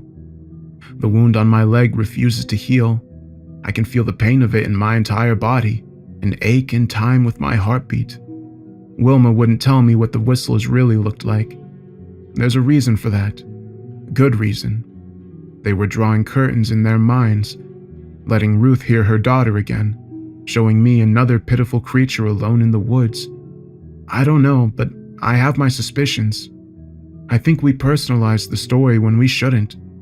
They're not protecting us. That much is obvious now. It should have been obvious a long time ago. Anglers waiting for sharks. Ruth and I were not sharks. Patient, patient, patient. We're bait. I see that now. We're bait for something bigger. Is that what they were doing with Ira? Keeping him on the hook? Something took his arm, but the whistlers kept him on his feet, kept him walking, marked him. And now they've marked me, put my scent on the wind. I couldn't walk back to the Jeep tonight. I got halfway. I was hobbling. This leg is close to useless. I imagine Ruth's hands on it, telling me to stay awake, to stare down the pain. When I find her, I won't let us be separated again. We'll find our way out of this, back to back. Keep moving down the coast. If they want one of us, they'll have to take us both. That was her mindset, the right mindset. We're not the prey. I see that now. Human beings are collateral damage. No, I'm not certain. There are too many stories, memories told by people with polluted minds, corrupted. I don't see the boat, no lights or fires.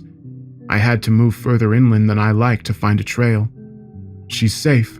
She has to be. Safe in the boat, in the water. Safe because she's a terrific shot and the toughest person I know. But is her mind safe? Is she safe when she closes her eyes? The whistlers were getting to her, planting lies. I couldn't make a fire, but there's no snow out here under the dense trees. Not yet. December 21st. It's been a few days, I think 3 nights since I saw Ruth. I reached the boathouse, but the Jeep is gone. There are tire tracks to follow, down the beach, through the mud. I slept half the day yesterday. The pain is blinding. I was lost in the woods, turned around. It was further than I thought.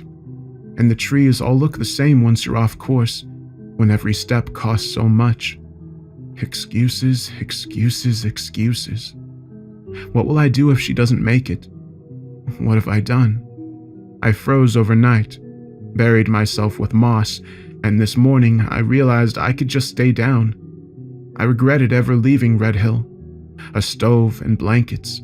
If we were going to die anyway, why not die together? I was so sure she'd have a chance at the coast. When I find her, she'll tell me what an idiot I was. She'll tell me she loves me.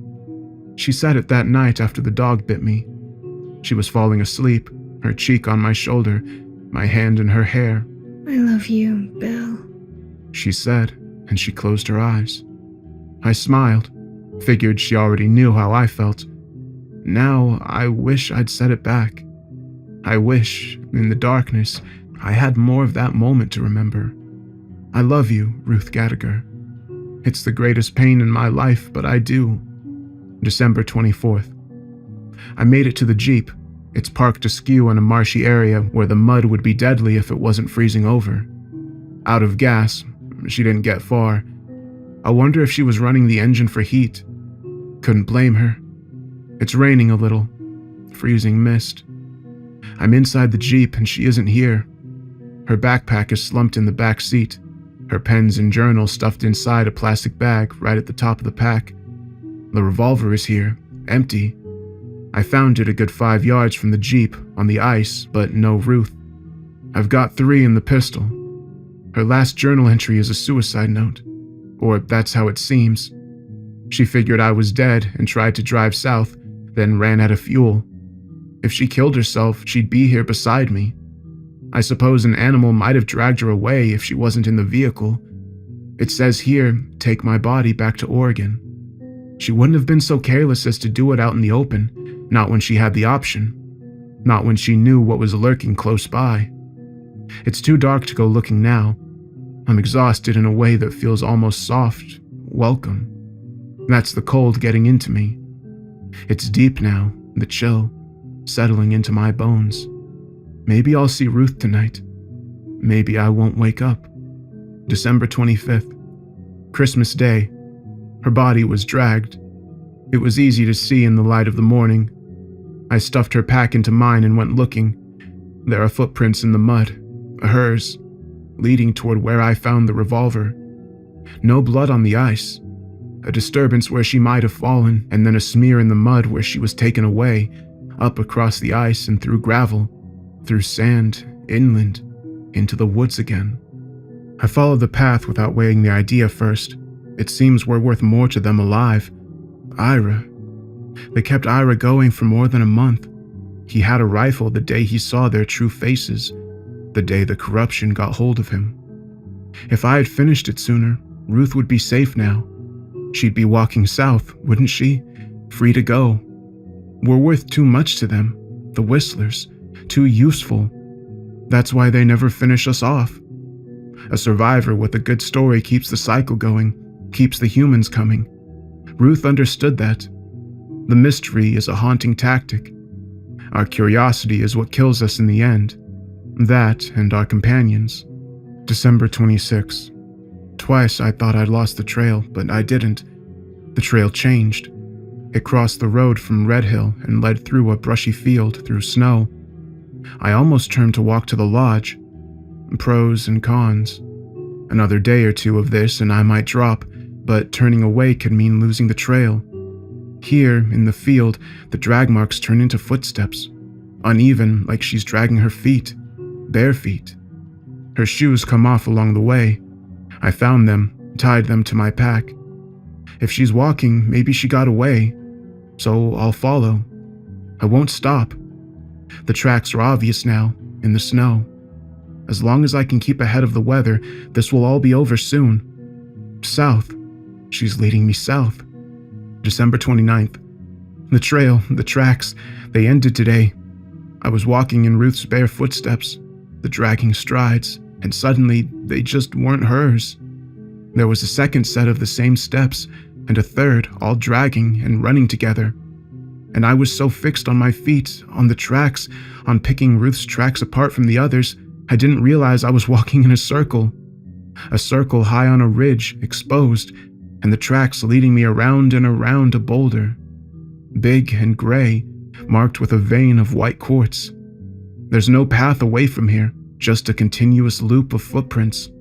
So many the snow is cleared, leaving mud and dead plant matter, leaving a ring like the one we found encircling the lodge on our first morning in Red Hill. Then my instinct was to flee, to get Ruth the hell out of that ring if I could manage it, or feed myself to the whistlers, give them what I thought they wanted. Now the circle didn't mean as much to me. I had no energy or fear. Ruth is walking among the whistlers. For how long? For however long she can stay on her feet. It's not symbiosis. Whatever it is, it starts in the mind, in the head. Maybe they were all like us once, like Ira and Ruth.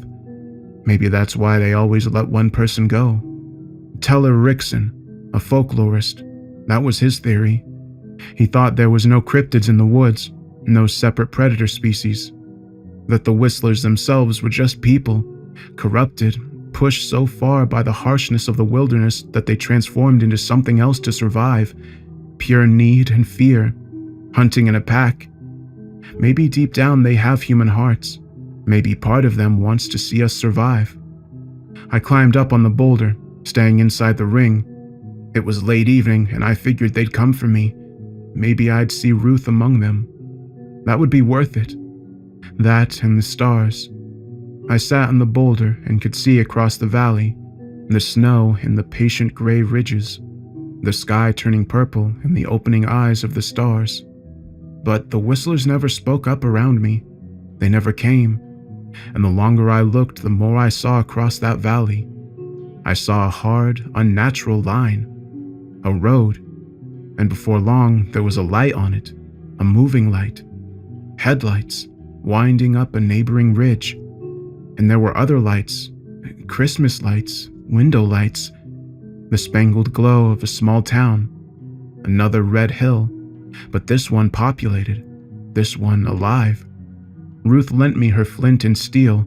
With paper, I started a fire, and they came for me the next morning. They came for me the way they would have come for Ruth if I hadn't failed. In a chopper, with blankets, with ointment from my cuts and a splint from my leg. I might lose it, someone said. They might take it off at the knee. What happened? The ranger hollered over the chopper blades. The whistlers, I said, garnering myself a look of mixed pity and disbelief. What are the whistlers? There was no explaining what's actually out there, and I see that is by design. The ineffability is the trap. I shook my head the way Wilma Darren shook her head at me all those years ago, and said the only thing that made sense at the time. Patient. Patient. Patient.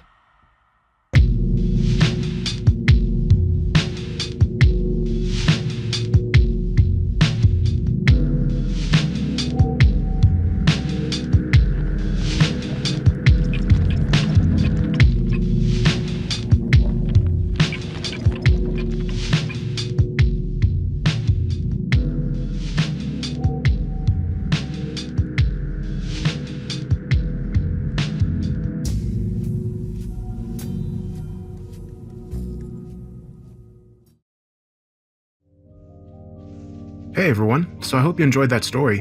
I think the concept of this one was pretty interesting, and I liked how it left out some details that you can kind of fill in for yourself. One thing I really like about scary stories is when they don't tell you everything and you can kind of imagine it for yourself, because that makes the things that you imagine more scary to you. Like how it doesn't ever describe what the whistlers look like. And it kind of reminded me of that movie Bird Box in a way, although I think this one came out way before that. I think this came out in like 2013 or something. I could be wrong, but this is the type of story that it's really hard for me to think of my thoughts right after finishing it. I'll probably think of a lot more stuff while I'm away on my trip. So I can't really actually think of much to say about this one other than I really liked it. And I think I might do a second section in my next video about this video, just because I think I need some time to really mull it over and think about it, you know. I think Rom did a great job on this story, and it's always fun having her in these long projects like this. But yeah, I'm sorry my thoughts section on this one isn't that great. Like I said before, I'm going to be going on a trip for about a week, so I'm going to be away. I'm glad that I was able to get this longer video up for you before I left. I'll be in the comments like I normally am, and I'm excited to see what you think. With that said, have a good day.